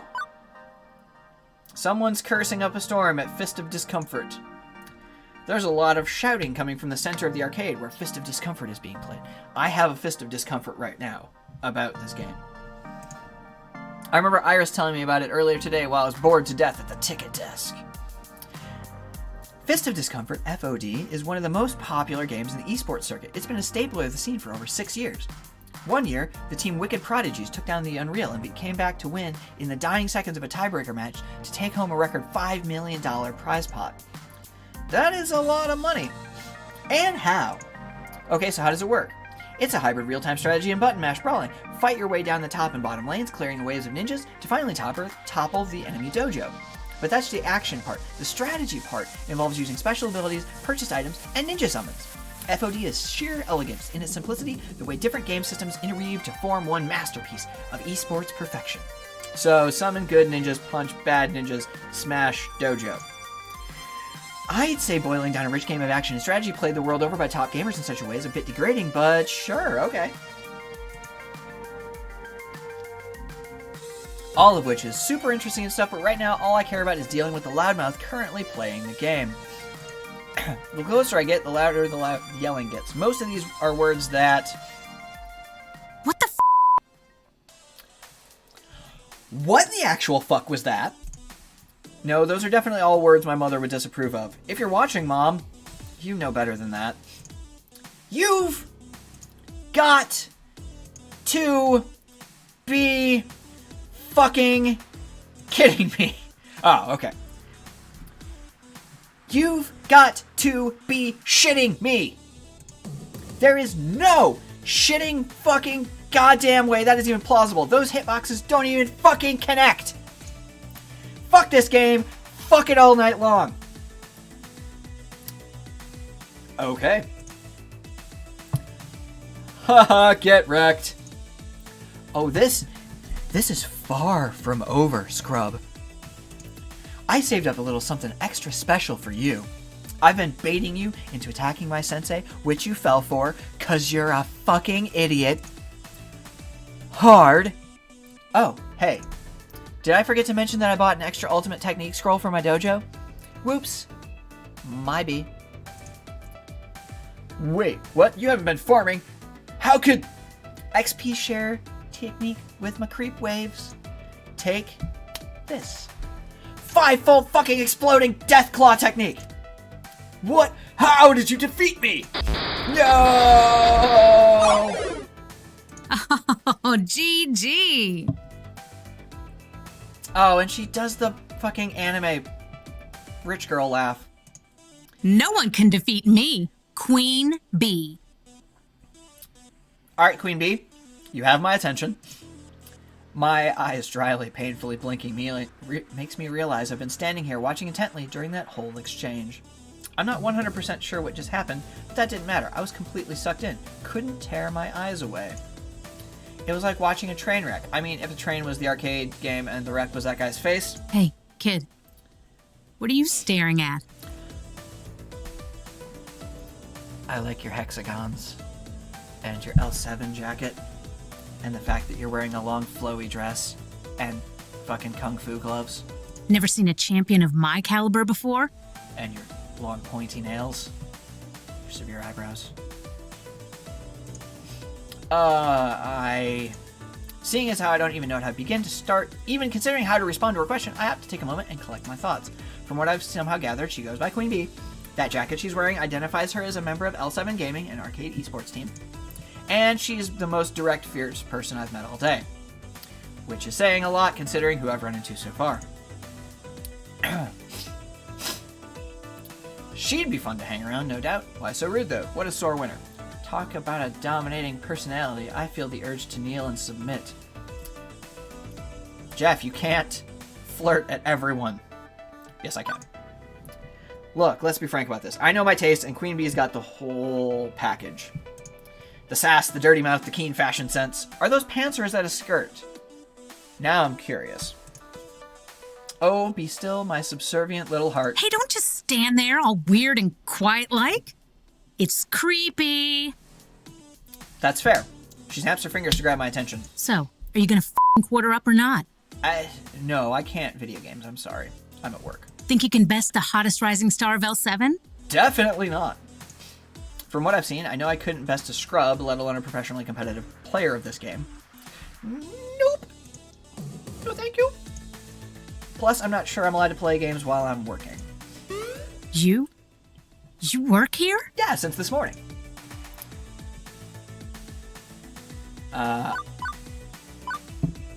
actually pretending to work here. I wander around the floor to, pick up drop tickets in hopes of getting one of those giant stuffed flamingos behind the prize counter. I know, right? Sorry. I know, right? If I was as good at those ticket games as I am at FOD, I'd have a flock of giant pink flamingos. Maybe I'd even give you one. Go on. Maybe. Hey, they haven't given you a name tag yet. How am I supposed to know who you are? Well, you could ask. My name is Jeph. I think it was a really weird tactic to have me introduce myself to her. I'm Jeph. I did technically just start working here 6 hours ago. It might take them a bit to issue me a name tag. Maybe they need to send a carrier pigeon to an ancient monastery where name tags are forged in vast clay ovens. Nah, Gavin's just slacking big time. I'll talk to that silly boy for you. Make sure you get some proper respect. Bless. Bless you, Queen Bee. Thanks. No problem. We gamers gotta stick together. I'm Queen Bee, by the way. Aggro-style FOD lane pusher specialist for L7 Gaming. Rad. My name is Jeph. I figured that when you put your arms over your head, cheered, and shouted, "No one can defeat me, Queen Bee!" Hey, I do not sound like that. You're right, you sound like that. Well, maybe a little. Anyway, I'm one of your regulars around here, besides Purr and Teo. Purr? So you'll be seeing a lot of me in the future. Let's hope you last longer than the last guy. Everyone in this arcade is just making sex jokes at me. I very much appreciate it. Oh great, now she's even making my job into a competition. Rad. I hope there isn't a betting pool too. You look like a smart kid. You've seen one of my many streams on the internet, right? Nope. I literally have no idea what you're talking about. I'm sorry. Whoa. Really? Have you been living under a rock the past decade? If you consider a small yet formidable apartment a rock, then yes. Please don't kill me. Oh, you sweet child. You are so innocent and pure. Come, let me show you the path to darkness that is the internet. Queen Bee. Friend. Bee friend. I've been on the internet for the better part of 30 years.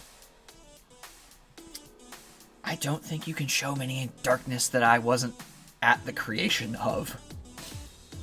You're what, like 24, 25 maybe? From your poise and how you're behaving. When you were born in effectively like 2000, 1995. What was I doing in 1995? Right. I was... Never mind, we're not going to get into what I was doing at age 13 on the internet in 1995. Don't friggin' worry about it. Sure, I'd like to learn more. Well, it is part of my job to know all about the games here, and if Queen Bee is going to give me some insight on the culture around this game, I should take advantage of that. Lead me further into the dark abyss, my mistress. Yeah. That is not what you said at all. But yeah, I'll go with fuck yeah, that sounds fine. Yeah. Queen Bee grabs my arm and pulls me closer to the Fist of Discomfort cabinet, and upon further inspection, I see the whole haphazard pile of tech she's rigged up. You can't just plug in one of these cabs to the internet, so I use a number of clip-on webcams and mics and stuff. That webcam there, that broadcasts to my own personal PC back home, which then streams matches live to all my fans. The chat room appears on my phone. The chat room also appears on my phone. Costs a bit to put everything all together, and it takes like a half an hour to rig up and test each morning, but after doing this here for a couple years, it's easy peasy. Aside from Naomi grinding her teeth at my clip-on cameras damaging the paint job, I mean. Anyway, I prefer to stream from the Funplex than from home. There is so much to miss sitting by your lonesome with the console version of FOD, the crowds, the wicked trash talk, the community. Wait, are you broadcasting live right now? Are we live right now? Am I on the internet? Nope. No way. Ha ha ha, fuck no, this was part of my warm-up matches. I've got a pretty big tournament coming up, so I try to get as much practice in as possible. Even if it is with a bunch of fodder. As in FOD-der. As in, you know, chum? Oh, Neo scum. Lunch meat. Scrubs. Losers. I got the idea, yeah. Queen Bee sees something out of the corner of her eye and glances around the arcade floor. She gives a nod to someone hanging near the Street Fighter cabinet. Ah, my crew is starting to trickle in. We should be starting team practice soon. Wait, what time is it? At the tone, the time will be 2:25 p.m. Eastern. Beep, beep. Beep, beep. Heart emoji. What the? Fuck, I gotta go live in 5 minutes. Listen, kid, it's been swell. We'll chat later, right? Sure, can you keep the swearing down a little at least, though? Please, for me and the children? We've got kids around, and I don't want you to get in trouble with Gavin. Him? But for you, I'll try to keep it PG. Now, if you'll excuse me, there are some butts out there that I need to kick. Later. And with a wave and a twirl, she completely abandons me and returns to her Fist of Discomfort game. Queen Bee fires up her broadcast rig, and the shouting with milder swearing starts up again. I should probably get out of here before I accidentally end up on the stream. Is it wrong of me to crave being stepped on by her? Hey, I gotta be me. We've got good chemistry so far. Note to self, check with Gavin about the ethics of dating your customers. Not that I'm committing to anything here, just, you know. Let's see, what could be next? Alright, so, I'm out of water. And it's been 2 hours. So what we're going to do is we're going to take a few minute break here. While I'll let you listen to the audio, though. Because this is pretty rad audio, the music going on. So what we're going to do is we're going to go back to the info screen. And I'll be back in like a couple of minutes once I refill this water and try to choke down some food. BRB.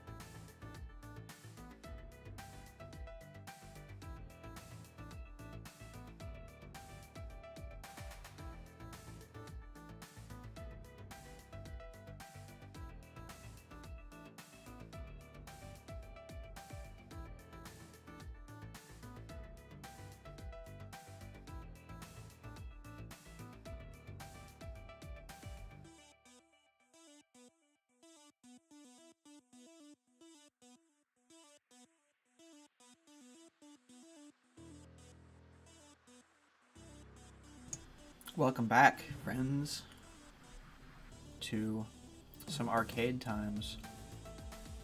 Let's go to the videotape. There we go.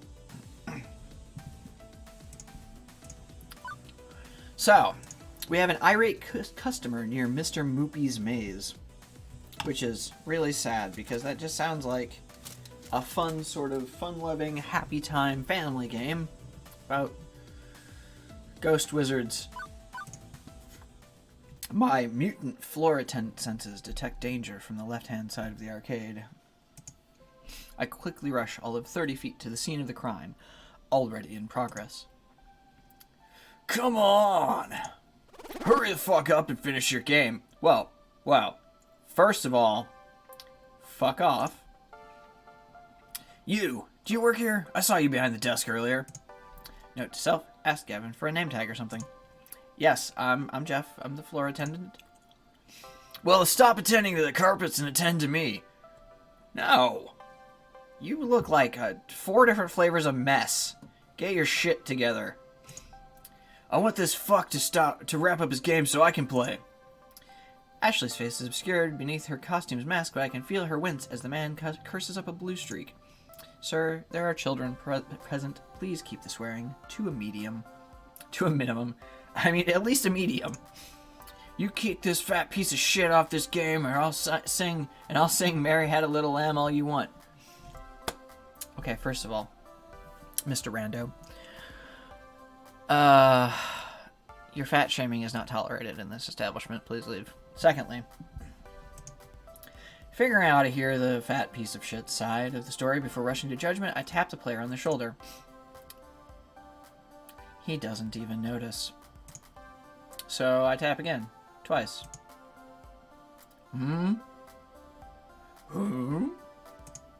Sir, there are other players waiting to give Mr. Moopy's Magic Maze a spin. Curiously, the player looks up at the game's marquee, "Thank you, Naomi," which simply reads, Moopy. You know the game's full name? Sure, I played it a lot when I was a kid. It's actually called Mr. Moopy's Magic Maze, right? Wizards and pellets and monsters and stuff. Yeah. A bit terse, he's laser focused on the game, and I can see why. He's currently sitting on 714,900 points. Holy crap, that's a heck of a high score. Or as this other guy would probably put it, holy fuck, that's a shit of a high score. I don't know how to curse right. Excuse me. Right, sir, can you please wrap up your game? No. Nope. Nope. I'm keeping good pace here. Plenty of lives stocked, on par for getting close to the world record before the kill screen. Somehow, the thick arcade jargon sounds classier when draped in his British accent. Oh god. I don't know if I can do a British accent right. I'm gonna sound like an asshole. Sidebar, I always sound like an asshole. Yeah, but this is a public arcade. Other folks want to play the games too. He finishes clearing the current board while pondering the predicament.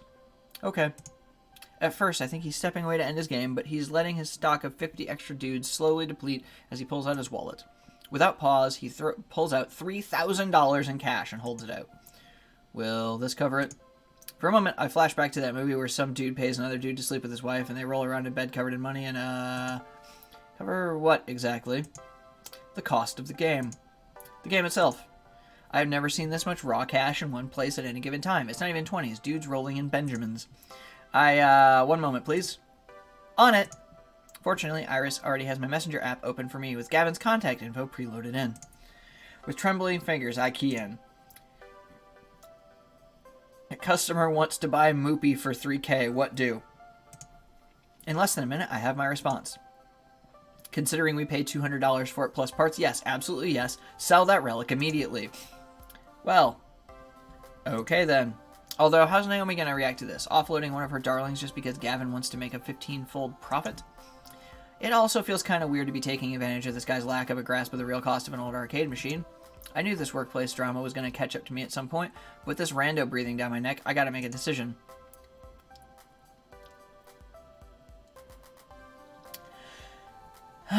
The game was $200, but I'm not sure we should sell it. It's an older game, and it actually cost us only about $200, but, well, it's part of the arcade, sir. I expect this apparent gazillionaire to protest at not getting his way. But he's smiling. You're right, this is Mr. Moopy's home, after all. Let's compromise. I'll pay you $1,000 American and own the game, but you keep it here. And in return, I get to play as long as I want, provided nobody's already playing. That way, I can keep chasing the score, but your arcade stays whole. I'd hate to break up a loving family.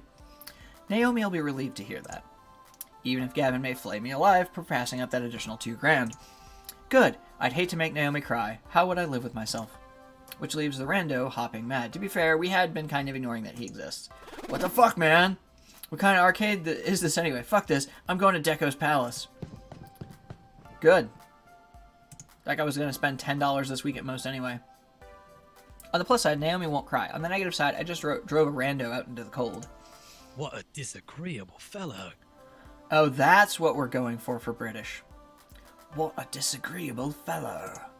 As for the player, well, he goes right back to playing, eating pellets, zapping ghost monsters, clearing mazes. With the crisis behind us, I can actually focus on who this gonzo rich guy actually is.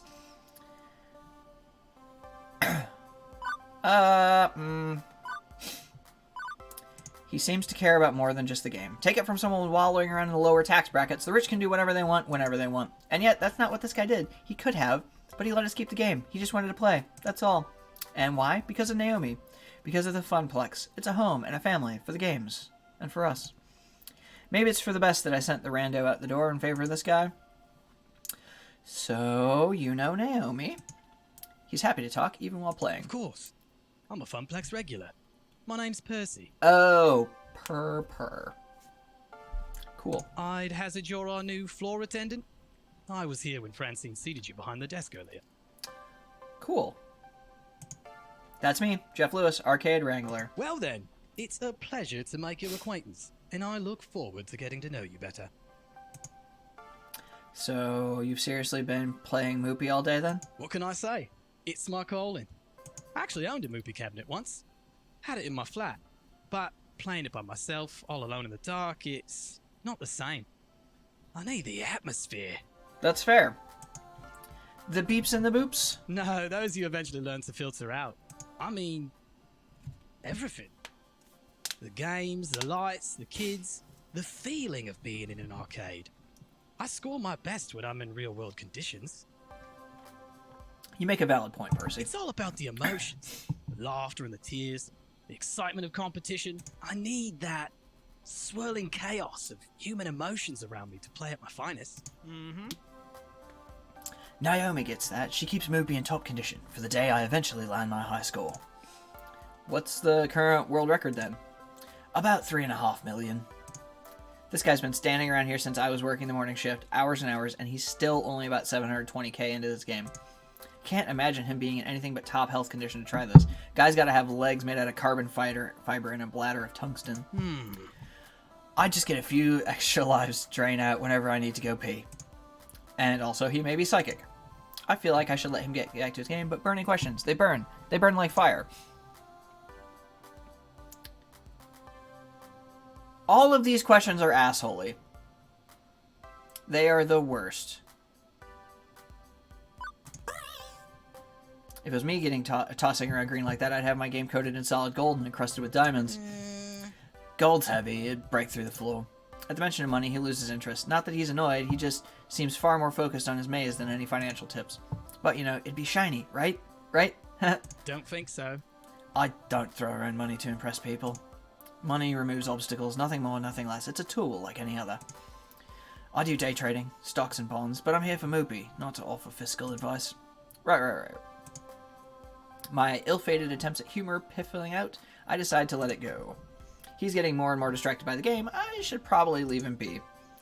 I have to do a thing about a thing. Be seeing you, Mix Lewis. Yet another weird encounter in a string of weird encounters. By the end, he sounded more like the high-score junkies you hear about in documentaries. Obsessed, driven, kind of strange. But that's not the impression I had of him in the beginning. He smiled when talking about not splitting up the arcade. There's something more going on here. But, well, he's a Funplex regular. There'll be plenty of time to learn more later. I've got work to do. The arcade is now at peace. My work here is done. Well, actually, we're a few hours from closing time, so my work here isn't quite done, but, you know. I'm so at peace, in fact, that I don't even notice the underboss of the arcade sidling up behind me. Good day. Not a bad first day so far. I've been keeping tabs on you. Well, others have been, and they've been texting me. You know, you should consider getting a proper group chat app going. I've got a crappy phone plan. My texts aren't free. A valid point. I'll look into that. Impressive. I'm impressed you know how to handle yourself. I think you're going to work out just fine. Anyway, I've prepared your paperwork. If you'd like to go sign it and make this working relationship a bit more above board... Yeah. So you're staying? Please tell me you're staying. I mean, I fed you and everything. Francine hasn't fired them yet, right? An adorable nightmare joins the impromptu staff gathering. Ooh. Jeph's off to a great start. Here's to your first day, followed by many more. Don't you two have jobs to attend to? Just ordered a replacement power supply for Robotron. Nothing left to do for the day. Not many kids around for me to entertain. Finally, a quiet moment. My dream job has been going a mile a minute since I got here. Is it my dream job? Taking this job was a risk. The arcade business is a risk. It's all a risk. So much risk. And if I didn't leap into it, well, I'd stay utterly stuck in life. It's been a strange kind of day. Hectic, stressful, surreal at times, but I've been riding that wave and riding it well. My coworkers seem just as strange, which is a plus. We're all in this together. I could find some kindred spirits with this crew. So, dream job? Could be. It very well could be. We've only got a few hours left till closing, and it's nice and quiet. How about we game a bit? Speak for yourself. I've still got paperwork to handle. Oh, come on. Don't act like you don't game. Irrelevant. I know your dirty little secret. What? Naomi. You sneak in early each morning to play pinball. You're a pinball wizard. There has to be a trick. You have such a supple wrist. The hell did you just say to me? Well, what of it? I bring order to chaos. Pinball is the very expression of that art form. You know what we should do? Impromptu pinball tourney. The girls are giggling, and I'm finding myself smiling right alongside them. All in all, not a bad way to end the first day. Dawn of the second day. By the way, I booked a birthday party for Motherfuck! this afternoon. Birthday parties.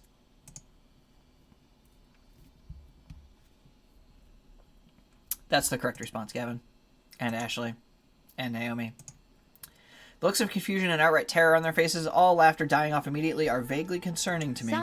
Sorry, I meant to tell you, dears, but I plumb forgot.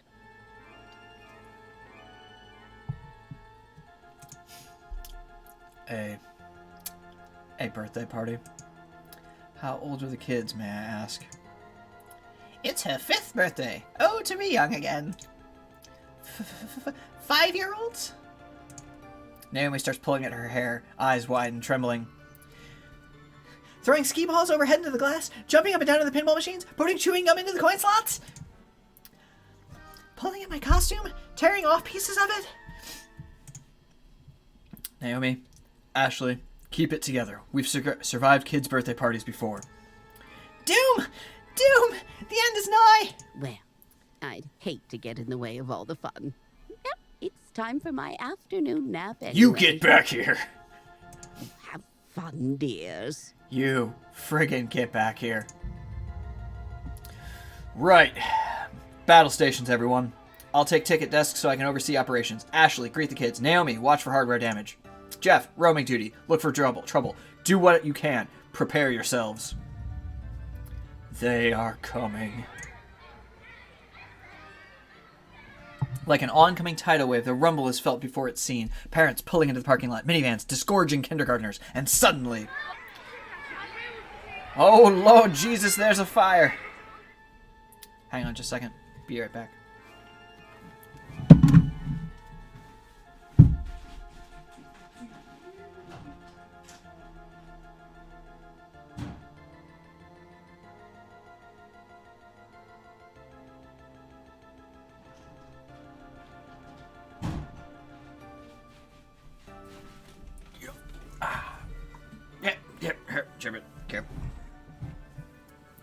It's become slightly cold in here, so have to get the hoodie going.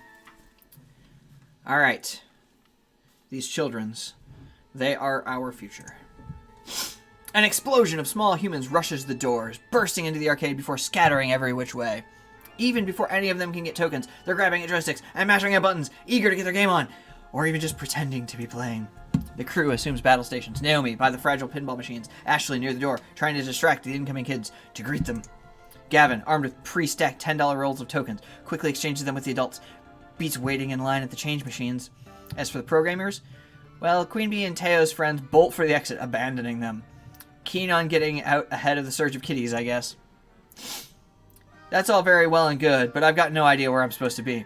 Roaming duty, Gavin said. Look for trouble, Gavin said. I mean, I was doing that before, but now the chaos has multiplied. For a few minutes, I'm like a pinball being bounced around, or like that frog trying to cross the highway of traffic, you know, like a frogger. Eventually, I spot 3 possible problems on the rise, and Jeph, professional floor attendant, is ready to attend to them. Which of these should I tackle first, though? I may not be able to deal with all of them in time. 2 kids fighting over a box of cupcakes near Naomi and Ashley, an angry adult shouting at a kid, a little girl crying over her stolen tickets. Okay. Never, ever let an adult shout at a child. The sounds of hardship called me from the Fast Cars 5 racing games. Shouting adults and crying children are never particularly good signs, and I hope beyond hope that I can take this on. I shake off the discomfort. Now's not the time to doubt myself. I need to find out what's going on and stat. As I get closer to the revving engines and the clacking, shifting gears, I see a grown woman berate a cowering boy. I didn't. I just want to slap the taste out of this lady's mouth. Admit it. I know what you did, you brat. You manipulated my precious son to put his tokens in your game. You should be ashamed of yourself. I'm sorry. Children like you are the absolute worst. Garbage! Whoa! You do not call a child garbage. Ma'am, keep your voice down. There's no need to shout at a child, no less. What's going on here? This jerk of a boy told my sweetest beyond sweet Josh that he should put his own tokens into the racing machine so that he could play it for free. You named your child Josh. He's getting what he gets. Josh earned those tokens from his own allowance, and I won't let some devil child steal his money. Let's just take a moment to calm down, okay? Before I say anything else, I spot Queen Bee and Teo out of the corner of my eye. Queen Bee looks infuriated, and Teo has buried his face in his hand. Actually, now that I stopped to think about it, they may have some insight. The racing games are right next to Showtime stage. Teo probably had a good vantage point of the whole thing if he was dancing on stage. And just by the way Queen Bee's brows are furrowed, I can tell something's not sitting right with her. I could ask one of them for help. Or I could try to solve this by myself. Alright. I have to solve this by myself because they are not employees. Also, I want to spend time with Queen Bee, though. Since Queen Bee has been consumed by rage, I bet she knows exactly what's going on here. I wave her over to join us. I attempt to reach out to her for guidance. Ma'am, I know you're upset right now, but I think that... That lady is a fucking no-good piece of shit. Nope, not helping. This is, in fact, the furthest way from helping I could ever envision. The kid runs away to avoid the loud people as I try my best to defuse the situation. That boy did nothing wrong. Nothing. Excuse me? How dare you talk to me that way? I am Caucasian. There is no way I'm getting a word between these two. I sigh and resign myself to watching it play out. How dare I? How fucking dare you for yelling at that kid? I don't care if he did what you claim or not. You've got no right to traumatize him over it. He's a thief and he'll grow up to be a no-good criminal. That still doesn't fucking matter. Do you honestly think, take a single fucking second in your life and really think that shouting at a child is an effective way to handle this? You can't tell me how I should act. Who do you think you are? I am the nemesis of evildoers, righter of wrongs, the rising star of L7 Gaming. Queen Bee poses in her trademark pose. No one can defeat me. I am the only one and only Queen Bee. In the name of the Funplex, I shall punish you.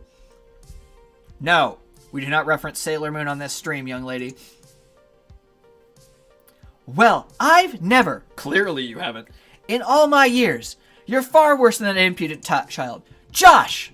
We are leaving this horrible arcade. Right now. Well, that's one way to handle that. The woman scoops up her child and storms out the front door. I don't think we'll see her or her son anymore, and frankly, I'm okay with that. Once they're gone, Queen Bee turns her attention back to me. Come on! People like that really piss me off. My blood's still boiling. Oh, hey. Oh, and hey, thanks for the backup. You're welcome? I really didn't do much of anything. Yeah, well, I know you had my back, kid.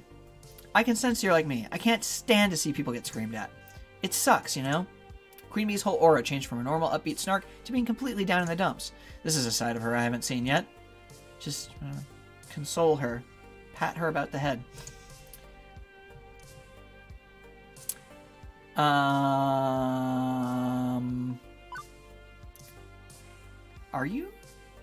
Are you doing okay? I know it's really none of my business, but I feel I should ask about this. Looks like the incident hit her hard. Hey, everything all right? It's okay. You can tell me. She pauses for a second before her normal smile creeps back on her lips. Aw, you're sweet. Seriously, I'll be fine. I just don't like seeing adults treat kids like their future's worth nothing. Like they'll be worthless stains on society. I had a lot of people tell me I can never be a professional gamer, that I should quit daydreaming, and I say fuck those people. Don't let anyone tell you who you are. Thanks. But hey, thanks for asking. I appreciate it, kid. I am 35 years old. Okay, show's over. You should go check on that boy. The boy! I totally forgot. You're right. I always am. Now, if you'll excuse me, I need to try to squeeze in a few more matches before quitting time. Later. I'm out, kid. Doses. Queen Bee takes one more moment to triangulate the safest path back to Fist of Discomfort through a sea of children. After poking around a bit, I managed to find the kid, still shaken up from the whole ordeal. Hey, sorry about that, bro. Are you gonna be okay? I think so. I swear I didn't do anything. The other kid, he just came out of nowhere and dropped his token in my slot. After I lost, I got up to the game and offered to him, but he just ran away. And then that woman approached you and started yelling. The boy nods, wiping his snotty nose on his shirt. Uh-huh. Well, if it's any consolation, the bad lady's gone, and I don't think she's ever going to come back. Especially after the way Queen Bee burned her. The boy, cheeks still streaked with tears, lets a smile spread on his face. Thank you. And tell the other lady thanks for sticking up for me, too. I nod and the boy scurries off and rejoins some of his other friends. Right, that's sorted out. But those other two situations are about to spin out of control. I've only got time to deal with one of them. Which one? Children fighting over cupcakes. I can smell disaster on the wind, and it smells sweet. As in, I can smell the box of birthday cupcakes one of the parents left near the ticket desk, with kids swarming around it, scavenging for their favorite icing colors. At first, my inner child is merely offended that someone thought that one of those icing blobbed cupcake cakes was superior to an actual birthday cake. But there are clearly larger issues at stake than that. I want a chocolate! Don't take all the chocolate! I want 2 cupcakes. Give me 2 cupcakes. Everybody gets fucking one. Fair! Everybody gets one, and mine's gotta be chocolate! Fuck you, kid. You dumb, smug-ass looking face. Of course, the kid at the front grabs the last one. Finders keepers, losers weepers. Kick you in the back of the fucking skull, kid. Parents aren't paying attention. They're too busy complaining about their jobs and the weather and the PTA and stuff. Meaning, when the first cupcake is thrown, nobody is there to stop it. Shit. Ah! Stop it! Stop it! I want chocolate! As blobby wads of icing and sponge cake go flying, I glance over to the coin-op games, which are about to get caught in the crossfire. Naomi, who's busy trying to unjam a joystick when the kids waggle too hard, looks up to see the cupcake onslaught coming her way. As does Ashley, whose fuzzy costume is a nice, inviting target for flying confectionery. Act fast, Jeph!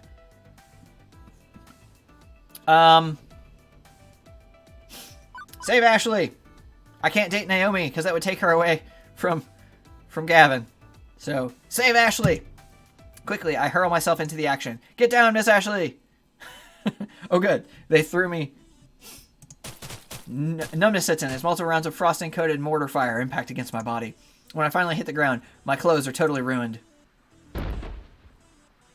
But alas, my noble self-sacrifice could not save them both.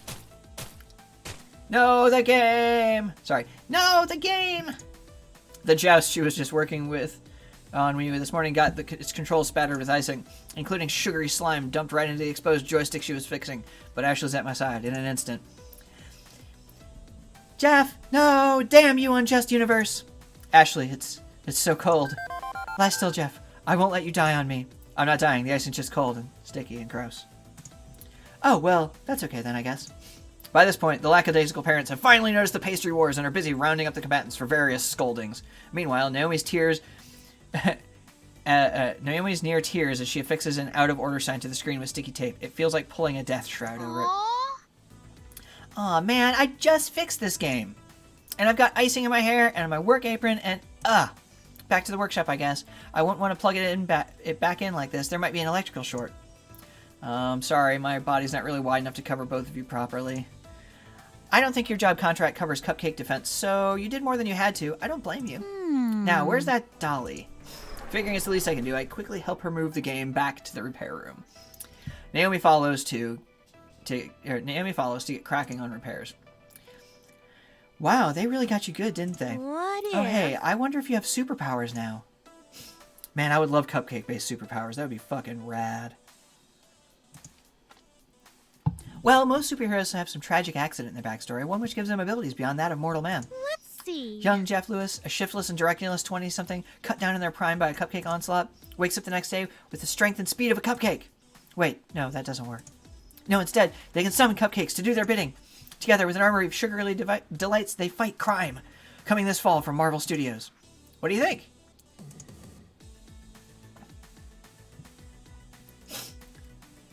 I like it. Greenlight it and have Zack Snyder direct. No! Keep that man away from everything. Get Zack Snyder to direct. We have Chris Pratt, Naomi Watts, star, with Gilbert Gottfried as Cuppy the Talking Cupcake. You sure your true calling isn't movie production? I'll have my people call your people, and they'll all do lunch. But seriously. Thank you. Thanks. You didn't have to take that mess from me, but you did, and I really appreciate it. I'll cover the floor with a little extra while you go change, okay? We'll talk later. No problem. Be seeing ya.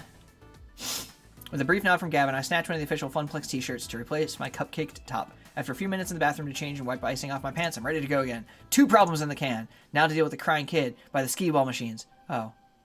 She's gone. Well, crap. Percy looks up briefly from clearing level 78 of Moopy. Looking for that girl? I suppose her parents took her home. Party turned sour for her, I suppose. Drat, I wasn't fast enough. You can't be everywhere at once, Jeph. Cheer up, love. You're still doing better than the last guy who stood at your post. Seconded. I saw you deal with that obnoxious parent, and with the cupcake war. You did well today.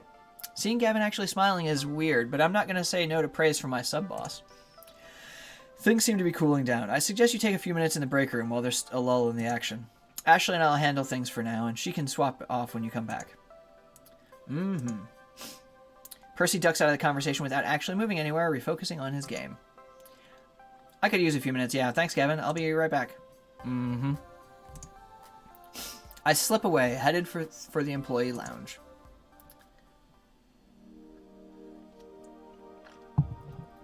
What a day. Quirky coworkers, diehard pro gamers, volatile kids getting into volatile situations. I'd say it's a recipe for wackiness or some such cliche, but nothing's as easily dismissed. Nothing's an easily dismissed cliche when it's happening to you directly. It's true. Cliches are awful. Frankly, I'm exhausted. I drop down into one of the cheap folding metal chairs in the employee break room, groaning and rolling my head back to try and work the kinks out of my sore shoulders. And spot an upside-down kid. Huh. Oh wait, I'm the one leaning backwards. I sit up and turn around instead. Better. Wait, what's the kid doing back here? Hey, I think he was hoping I wouldn't notice him. Hi. Hi, and you are? Mikey? Oh, hey, that's a start. Hi, Mikey. My name's Jeph, so what are you doing back here? This is employees only area, buddy. Wait, there's a keypad. How did you get in? The guy at the desk dropped this. He holds out a piece of paper with the door code written on it. Huh. Score 1 for Ashley's wild storytelling, being more fact than fiction. Okay, but you can't stay back here. It's, well, I don't see any knives or stabbing implements left out in the open, so I guess it's technically safe, but... Please don't send me back out there. Well, this is curious. I lean in so we can both at the same eye level. Something wrong? You can tell me. I work here. I'm the person who solves problems. No, No problems. Just don't want to go out there. Alright. Don't you want to play with your friends? And he gives me the most cynical, bitter laugh I've ever heard out of a kindergartner. I don't got any friends. I don't know anybody here. My family just moved to the city. And before that, we lived in another city. And one more for that, but I was too little to remember. Mom told me to come to the party anyway, and I didn't want to, but she took me anyway. And then she left because she's got to work. New kid in town, huh? Still, I should have busted him there and then. Brought him back to the party where the other parents could supervise him. I should have told Gavin. I should have enforced the rules of the arcade. Okay, kid. I won't tell on you. If you want to stay back here for the rest of the party, I'll keep you company. Thanks. You really won't tell my mom? Nope. Why? I thought you'd want to make me go. You're an adult, like Mom. Hey, I wasn't always an adult. I was a kid once. The new kid in town, in fact. You were the new kid? Yeah, although for me it started happening back when I was 10. And again and again and again, moving from town to town, school to school, never really making any friends, not for years. Mom and Dad kept losing jobs, taking new ones, worse ones. They'd be working all day long, too tired when they came home to do much of anything. After years and years of this, I stopped hoping things would get better. I decided I'd just take what I get. Go with the flow. What does that mean? It means you don't care. Some things are good, some things are bad, but you don't care. You just do what you have to do without really being sad over it. But that sounds so sad. You weren't sad? Oh, I was sad all the time. It's sad to never care about anything, right? Fuck, kid. Jesus. Get out of my head. I guess I was sad. I just told myself that I wasn't going to be sad, even though I really was. And then I bit my tongue hard, because my little involuntary trip down memory lane was not helping this kid out. Wouldn't have helped little Jeph out if an adult did this for me. So instead, I decided to be the adult that little Jeph would have needed.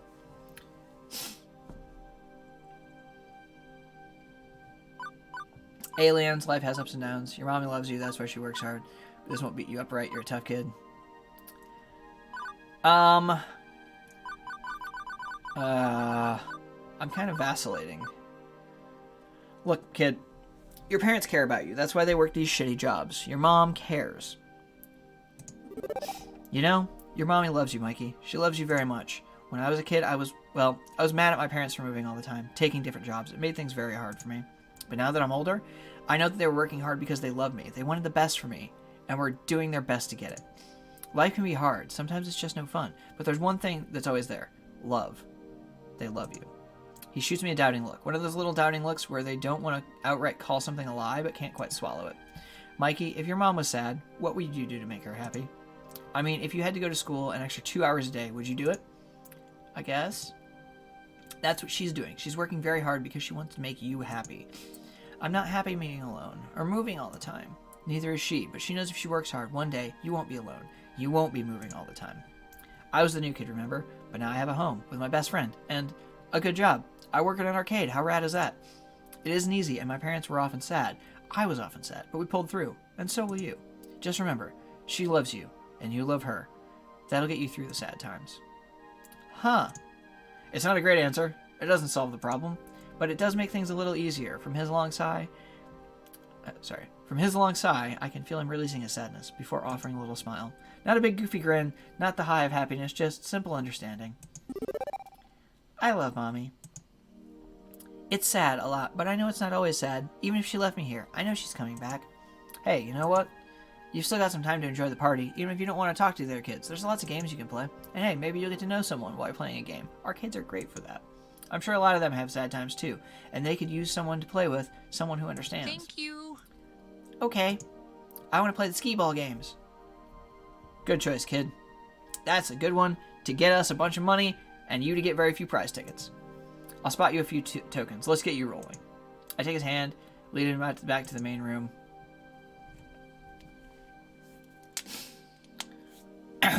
And off he goes. I'm not fooling myself. I know I haven't fixed all of Mikey's problems. I'm no child psychologist. That was entirely me flying by the seat of my pants. But for one moment there, I was able to help someone in the same crappy situation I found myself in long ago. 15 years ago. Everything changed. No more family vacations. No more arcade visits. We couldn't afford them, and they couldn't take time off work. The whole Lewis family had to learn to settle. To accept the lot in life we'd been dealt. To simply go with the flow. Never hoping, never wanting. Juniper did her best to pull me out of that mire. I'd only known her a few years, one of the few stable times in my life. But she knew the edge I'd been pushed to. Now, here I am. Day has been, well, bonkers, alternately boring and hectic, surreal and way too real. But I can honestly say I'm more alive today than I have been in a very, very long time. Beep beep. Beep beep, Jeph. Huh? My emotional voice analysis subroutines combined with your body language suggest you're very happy right now. Yeah, I guess I am. How'd you know? I just told you, silly. I mean, how did you know I'd love this job so much? Oh, I know. Oh, that's easy.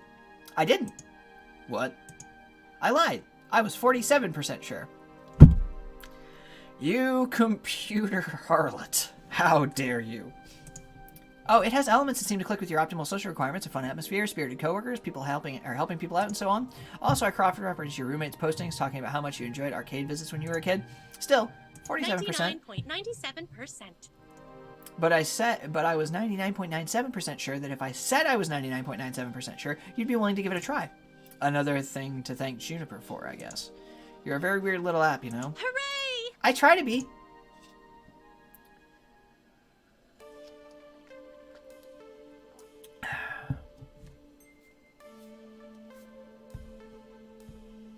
From the cars pulling up in the parking lot, it looks like the party's over. It's just about closing time for the arcade anyway. Most of the gamers have filed out by now if they hadn't already fled the tidal wave of kiddies. My first impulse is to go bug Gavin about my paperwork, but that can wait. I'd rather go help someone with the tidying up or maybe see how our VIP gamers are doing. Not enough time to run around checking in with everyone, though. Who do I want to hang out with?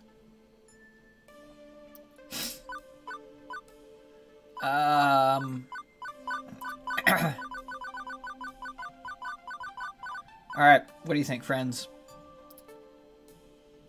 Cosplay. Ashley's pulled up a chair next to the ticket counter and is sewing fervently. Fervently? I wander my way over to the prize counter to see if there's anything I can do. She wears a fucking flamingo.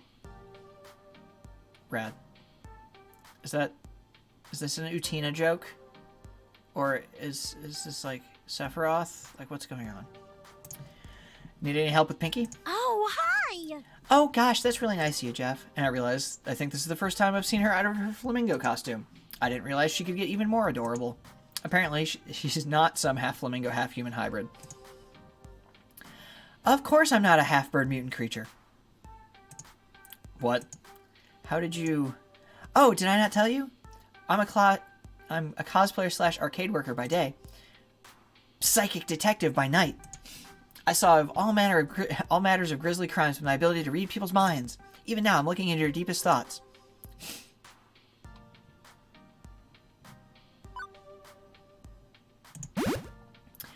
If I've already learned anything about Ashley, it's that this is probably one of her storytime adventures. I could contest it. If that's the case, then tell me, Miss Psychic Detective. Tell me what I'm thinking about. Right now. Ashley rolls her eyes with a smirk. Relax, I'm just messing with you. But in my defense, the quizzical look all over your face told me everything I needed to know.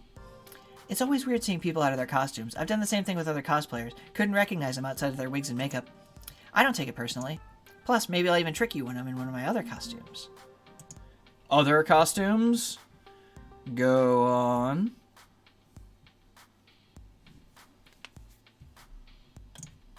How bad is it? Well, luckily, Pinky's arm is still intact. My stitch job held up. But some kids pulled out a few of my tail feathers. Thankfully, you kept it from getting splattered with cupcakes. This kind of stuff happens all the time. It's more common at these chaotic birthday parties. I become quite deft at fixing Pinky up after these events. See? Look at that. That was my last stitch. Not bad. Looks almost new. Duh. Thankies. You know, you did really well out there today. You should be proud of yourself, no matter what Gavin says about you. Yeah, wait, what? Well, I'm pooped. I think I'm gonna go home and take a nice bath and relax. Bye-bye! No, wait! Come back. Here. Too late. She's gone. Guessing she was just messing with me anyway, right? With things winding down, there's one last thing to take care of before I'm out the door. I see Gavin to handle the remains of the day. Jeph. Good work today. Thanks, boss. Mid-boss. Sub-boss? Gavin will do. I can't say you've been a perfect employee, but my standards are impossibly high, so I'll just assume you were as close to perfect as is reasonable. Unfortunately, the cost of cleaning our carpets and games after the cupcake assault will be a chunk of change. But I suppose you did all you could there. Normally, I'd have dealt with anger parents myself, but I was distracted. I've only secondhand accounts of your performance out there, but Allowing Queen Bee to yell at the customers is questionable at best. She's volatile. I'd rather you have handled that one on your own, all told. I'm not pleased that you sold our Moopy for only $1,000, not $3,000 as I'd requested. Gavin, we only paid $200 for that game. I'd be ripping off a customer. A customer with exceptionally deep pockets, and one who squats at that game all day, spending only a handful of change in the process. If anything, $3,000 is what we need to make up the lost profit from Percy being so Moopy obsessed. What's more, why it's still here is a good question. Was I not clear I wanted it gone? Percy didn't want to break up the family. They're machines, not people. He also didn't want Naomi to be sad. Yes, well, Naomi needs to learn to let go, I'd say. Let go of what? The chances of the two of you ever being in a relationship? Ahem. Are you going to give our poor little Jeph a hard time, Gavin? Miss Francine, I thought you were napping. Let's be sensible. Naomi's dream matters too, as does the dream of Percy, that poor fellow. Poor? Isn't he stinking rich? Everyone has a dream they're chasing. Gavin, I know you mean well, wanting to keep everyone's dreams afloat, but sacrifices made in that name which shatter the dreams of others, well, that's not what the Funplex is all about. Jeph, you understand, yes? The reason why? Why am I here? That's the question she asked me during the interview. Now I think I understand. I'm here today because I need to take risks. I've been mired in the muck for years now, just taking what I can get out of life, going with the flow. I look around and see all sorts of risk takers, people chasing hopes and dreams without compromise, without looking back. Naomi, Percy, Queen Bee, Teo, Ashley. Even you, Gavin. You know we're better than this. We don't settle, we fight, we chase after our hopes and dreams, and cower before taking a chance. We don't take the safe option. I see. Apologies. Jeph, Miss Francine, I apologize. It's difficult to balance my idealism against my realism some days, but I know in my heart I need to err on the side of idealism even if my mind screams in protest. I can assume you're still keen to work here, Jeph? I don't even hesitate before replying. Absolutely. Gavin fetches a nearby short stack of forms. Fill these in tonight, hand them in to me first thing in the morning. And welcome to the Funplex. Welcome to the family, I'd say. I'm sure you'll fit in just fine, Jeph. Fitting into the family. We did it, chat. One bus ride later and it's home again, jiggity jig. Juniper, already home from work, bounds over to eagerly interrogate me on my day. Hey. So, how'd it go? It went well. Well or well? Really well. Your little app came through, despite being terrifyingly omniscient and just a little bit unnerving. You forgot to mention adorable. That's wonderful. I'm so glad the things worked out. And you can even come home with a smile, like when you were a lifeguard. Huh. I guess I am smiling. Interesting. By the way, there's just one teensy-weensy little question I have for you. Why exactly did you order a giant crate full of pizza bagels? I would love to be able to explain that to you. But pizza bagels?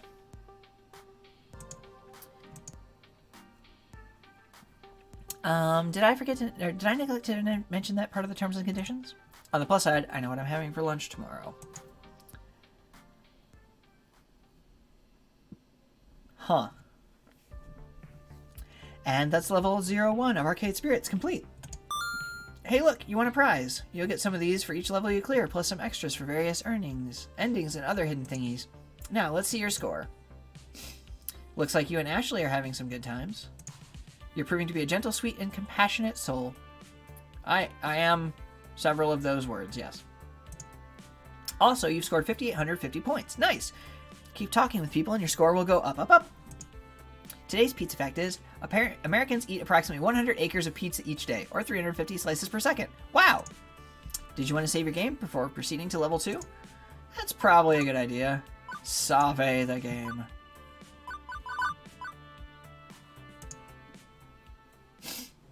Alright, we got like 20 more minutes left of this today before I have to call the stream, so we'll get this started and see if we can find a sensible stopping point. Chasing ghosts. Alright, let's chase some ghosts. Is this a Moopy joke? It is the future year 20 And you know what? Things are pretty okay. I've worked as a floor attendant at the Funplex for 2 weeks now. Hard work to be sure, but rewarding. In a spiritual sense, at least. I've helped Naomi repair pinball games. I've had tea with Francine while she reminisced about the far-out 1960s. I've evacuated gamers when the kitchen accidentally caught on fire. There's a kitchen? I've had numerous kids puking up nachos on my clothes. I've scraped gum off a number of surfaces. I've chased what turned out to be an entirely too many spiders out of a single skee-ball machine. Okay, look, I'm not painting this a very rosy picture so far, but honestly, I'm happy. I'm even amidst all the chaos and grossness. And I'm happy, and that's all that matters, right? Right, you're happy. This is the best I've seen you in ages, Jeph. Before you'd come home all drained and exhausted. Now, well, you're still tired, but it's a good tired. My roommate Juniper, she'd taken to stopping by during her lunch breaks whenever she could get away from her office cubicle long enough to do so. I love the fact that in 20, you can wear a baseball t-shirt and short shorts and stockings to an office job. It's still hard work, don't get me wrong. But overall, it's good work. I just feel good. You know, totally good and stuff. Yeah. Good! Agreed. Super good. Double plus good. Iris, we talked about you listening into my conversations. What did I tell you about that? To pretend I wasn't eavesdropping, even when I am. Exactly. You know what? I'd be more upset about my creepy privacy invading digital overmistress, but I have to admit, Iris really pulled through for me. Even if she also ordered a 3-month supply of pizza bagels on my behalf. When you have pizza on a bagel. But Jeph, when pizza's on a bagel. So Juniper, how long do you have left on your break? Any time to squeeze in some pinball or something? I can spot you some tokens. No can do. Our new assistant synergy manager arranged a team building exercise. I have to move colored bits of paper around or something and then exchange high fives. Assistant synergy manager? That sounds like a very vague job. Nah, it's actually entry level. Good pay and right on track to middle management. Pretty cushy if a bit dull. Funny thing is, they asked me if I knew anybody who'd fit in before they started advertising the candidates, and I said, nope, who'd want to do that?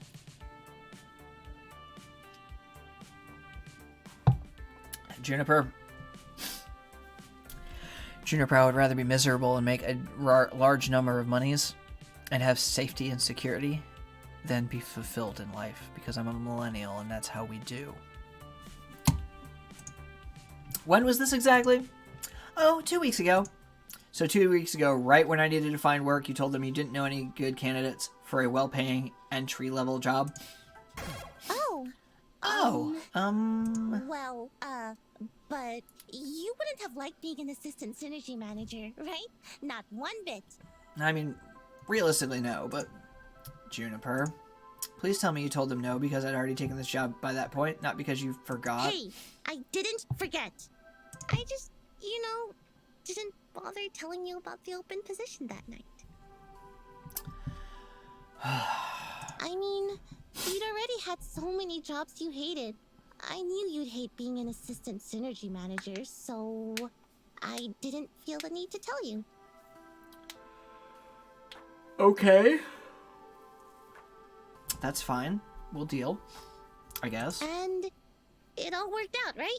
You just spent the last 5 minutes telling me how happy you are here. Not a lie. I was happy here indeed. Also not a lie, having packed pizza bagels for lunch after having pizza bagels for breakfast because we barely had enough money to cover rent this week, pooled together. Also not a lie, Gavin consistently hiding the numbers from us, insisting things were fine, all the while dryly joking about perpetually being on the edge of crash and burn. Also not a lie that every time someone in my family tries to chase after happiness instead of stability, we fall deeper and deeper into debt and misery. Ooh. Jeph, say something, you're scaring me. When I lost my lifeguard job, I barely reacted, didn't care that I was impoverished again and facing an uncertain future. I guess one of the nasty side effects of no longer going with the flow is no longer being numb to the reality of your situation. But I shouldn't feel upset. I've been genuinely enjoying my time at the Funplex. I took a risk and it's paid off in terms of my mental health, if not my physical health. I have no right to be angry or upset at losing an opportunity to save a more stable future, right?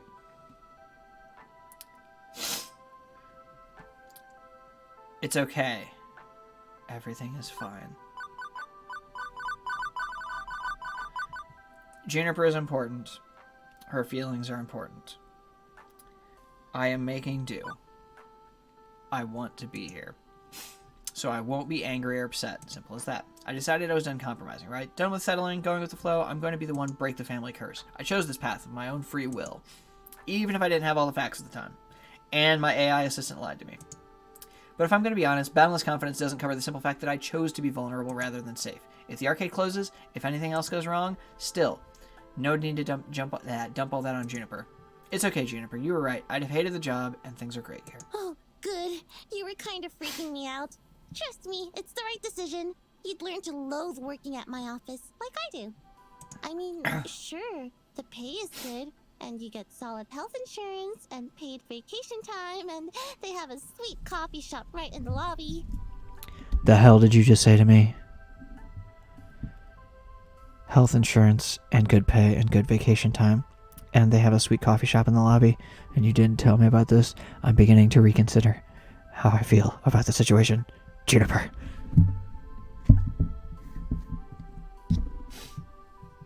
Let's take a moment to collect our thoughts about Juniper.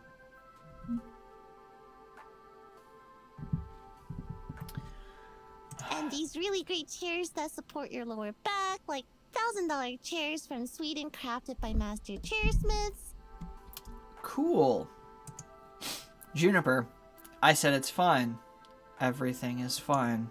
Honestly, I'm okay. I mean, I won't deny that job would have been a safer bet. I want to contribute my fair share to the apartment rent, you know. But what's done is done. I'd rather look forward than back. Right. Forget I said anything. Please, forget I said anything. I'm sorry. I should have told you.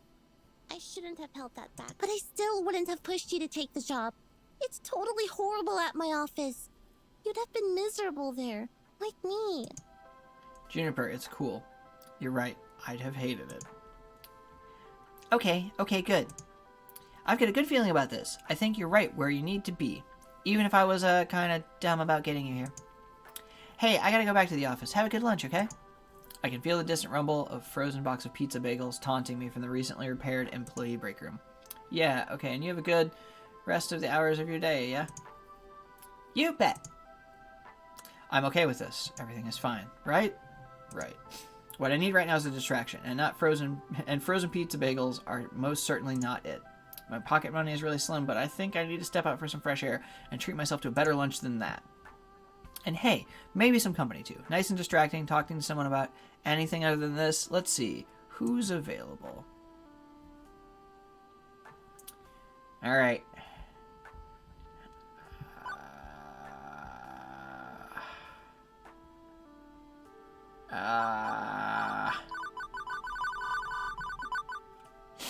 I don't know what to do. Let's see. We'll just go all in on Ashley on this playthrough. It's not that often that both floor attendants going to go break out at the same time. I should take advantage of that and see if Ashley wants to go grab some chow. On the plus side, I will not be lunching with Pinky the Funflix Flamingo. She's in her civvies today. Oh, hi! Hey, Jeph, what's up? Kitchen on fire again? Not yet, and to avoid that happening again, I suggest having lunch somewhere else. You know, I was just about to suggest that. Both not burning the kitchen down and going out for a bite. Sounds great. Ashley's a well of infectious joy, and I could really use some of that right now, especially after this morning. Oh, hey, I know where we could go. You haven't been to the whole story yet, have you? No, not yet. I've been existing off of these pizza bagels, you see. I do love me some pizza bagels, especially the sausage ones. I wonder how they make all those tiny little sausages fit into those bite-sized morsels. Like, is it on a conveyor belt with lots of sharp blades? Chopping down at insane speeds? You wouldn't want to be caught into that. No way. Focus, Ashley. Whole story? Oh yeah, it's an adorable little bookstore that also sells coffee and donuts. Get it? Whole story? Not a fan of puns, I take it. Nevertheless, I got a hankering for some mini donuts. Let's go. That is not a lunch, Ashley. Despite coming to this little strip mall for over 2 weeks, I hadn't actually visited our neighbors. Mostly I did whatever I needed doing. Took orders from Gavin, lent a hand to Ashley and Naomi, things like that. Whatever the job happened to call for. No more, no less. I couldn't say I've been part of any community outside their immediate circle of my coworkers, whereas the others visited Whole Story frequently. Ashley leads the way into a shop that smells strangely of dusty old books and sugary sweetness. I don't think I'd ever been in a little independent bookstore. Or a bookstore at all, for that matters. It's 20 Who buys books in brick-and-mortar stores anymore? But despite the subdued atmosphere compared to the arcade, there are customers present and accounted for, sipping coffee, reading old tomes, and yes, munching donuts. Ashley secures a tiny table for us before directing me to the bar. Hang on, what the heck with this menu? It's organized by the Dewey Decimal System?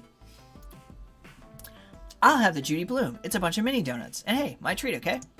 I mumble out of thanks, trying not to make a big deal out of it. Cash is tight, and boutique cafe pastries wouldn't help my situation much. A pair of middle-aged guys wait to take my order. Hey, I'd like,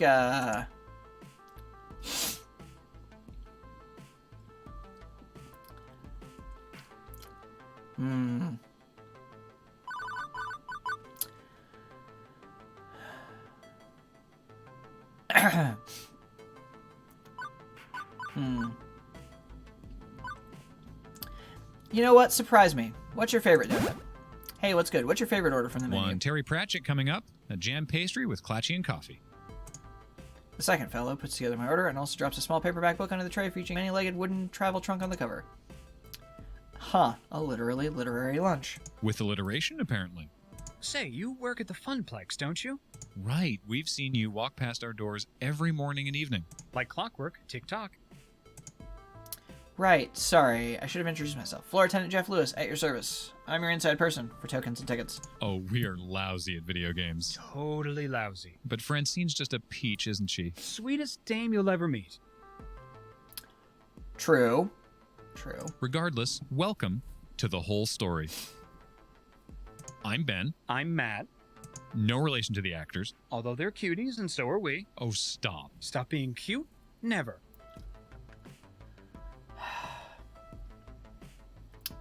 Stop being adorable. Apparently the sugar is available in forms other than round and holly. Anyway, don't let us stop you from having fun on your little date. Wouldn't dream of it. It's not a date. Just friends then? Friendly friends on a play date? Maybe the real date was the friends we made along the way. I'd say the real friends were the friends we made along the way. What if the way was also the real friends who were the real friends we made along the way? Okay, now you're just being silly. And how? Anyway, next order, please. The pair waves the next customer in as I return to Ashley's table with our orders on a nicely decorated wooden tray. Oh, wow! These mini donuts are just so cute.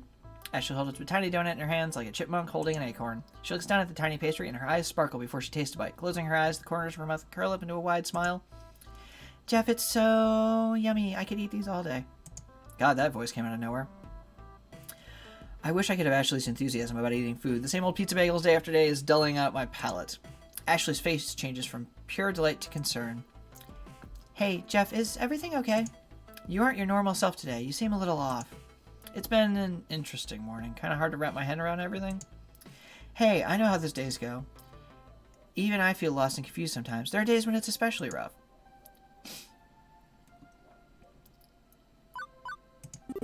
You too, huh? Me too, huh? I guess it happens to the best of us. I know it seems totally unlike me, but honestly, deep down I'm scared. I feel like I don't really know who I am.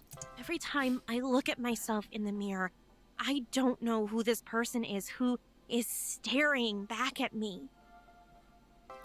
That's pretty bleak, Ash. I mean, in my heart of hearts, I know I am Ashley Wolf, but that's all. Who names their kid Ashley What Wolf? makes up Ashley Wolf? Bits and bobs and molecules. Who am I? Who am I really? That's what I'm searching for. That took an unusually serious tone compared to Ashley's usual chipper attitude.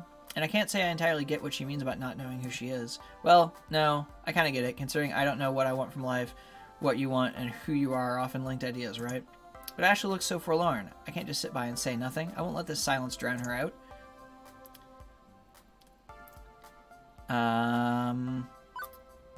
Is that why you cosplay? I wonder if Ashley uses cosplay as a way to explain her world, to discover things she couldn't obtain without it. Cosplay helps you find what you're looking for, right? Ashley looks shocked and slightly embarrassed. Oh, how'd you guess? Are you psychic? You have to tell me if you're psychic. Those are the psychic rules. No, it just makes sense, I guess. We all have our masks, do we not? That's correct, Diane. We all wear masks. Yeah, we do. When I reflect on my life, I really do love cosplay. I love the rush it brings. I get to be whoever I want, whatever I want. I can be a starship captain, an elf, a giant pink flamingo mascot even. I don't have to worry about Ashley. I can focus on being someone else. I feel awkward in my own skin. When I'm in a costume, I feel like I'm at my fullest potential. I feel comfortable. but I think cosplay has really helped me understand some things about myself that I couldn't see before I started doing this. I just want to be able to love the person I am when I find them. Knowing you, I think you'll do just fine there. If you can smile for the kitties through a pink flamingo mask, you can smile for yourself. I hope so. I really do. Ashley looks off again, longingly for a second before snapping back to attention. Oh my, I've just talked your ear right off. Beep. Beep beep. Lunchtime is over, Jeph. Right on time. Hey, thanks for listening, Jeph. I mean it. And you know, if you ever want to talk about your problems, I'm here. I mean, I'm here at the Funplex, yeah. But like, I'm here for you too. That's what friends are for. And I totally might be overstepping my bounds here, but I feel like lately you're just going through the motions at the Funplex. It's been 2 weeks.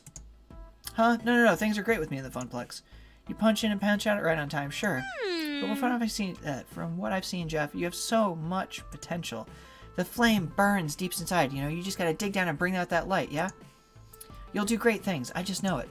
And I've totally delayed you long enough. We should get back to Gavin before he notices we're gone. It's true. We should get back to Gavin. Time for the afternoon shift. That's usually when things heat up after the quiet mornings, more kids coming in after school, and more programmers rolling in with crews. I'm headed back to my desk, ready to take care of whatever needs taken care of when I'm intercepted en route. Gavin. Jeph, Ashley, you're both back. Good. I was hoping to catch you before we left. Oh, what's up? Hamza's up. Okay. He is? Huh? Okay. Ashley, I'm bringing the van around shortly. Jeph, you'll be flying solo today. Hang on, what's happening exactly? Who's Hamza? Hamza's a game finder, an auctioneer. He gives next to no notice when a new block of games will be going under the gavel, so we need to move. Ashley, Naomi, Francine, and I will be going to the auction for the rest of the afternoon while you run the Funplex. My first instinct is to nod and go along with it. Gavin's the law around these parts, but Ashley's words are still dangling away in my mind. Doing what needs doing is great and all, but maybe I need to step up a bit more. Plus, the idea of being trapped in here during our heaviest hours with no support was hardly appealing.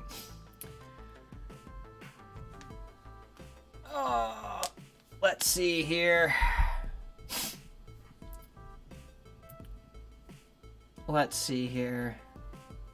I think we just have to go with the boring one. No. All in! Whoa. What if I come along and see this auction myself? Come on. I'm never going to learn the business if I don't take a bigger role. You're a floor attendant. Your place is on the floor. Aww. Well, that's patently unfair. I'm a floor attendant too, and you're dragging me along.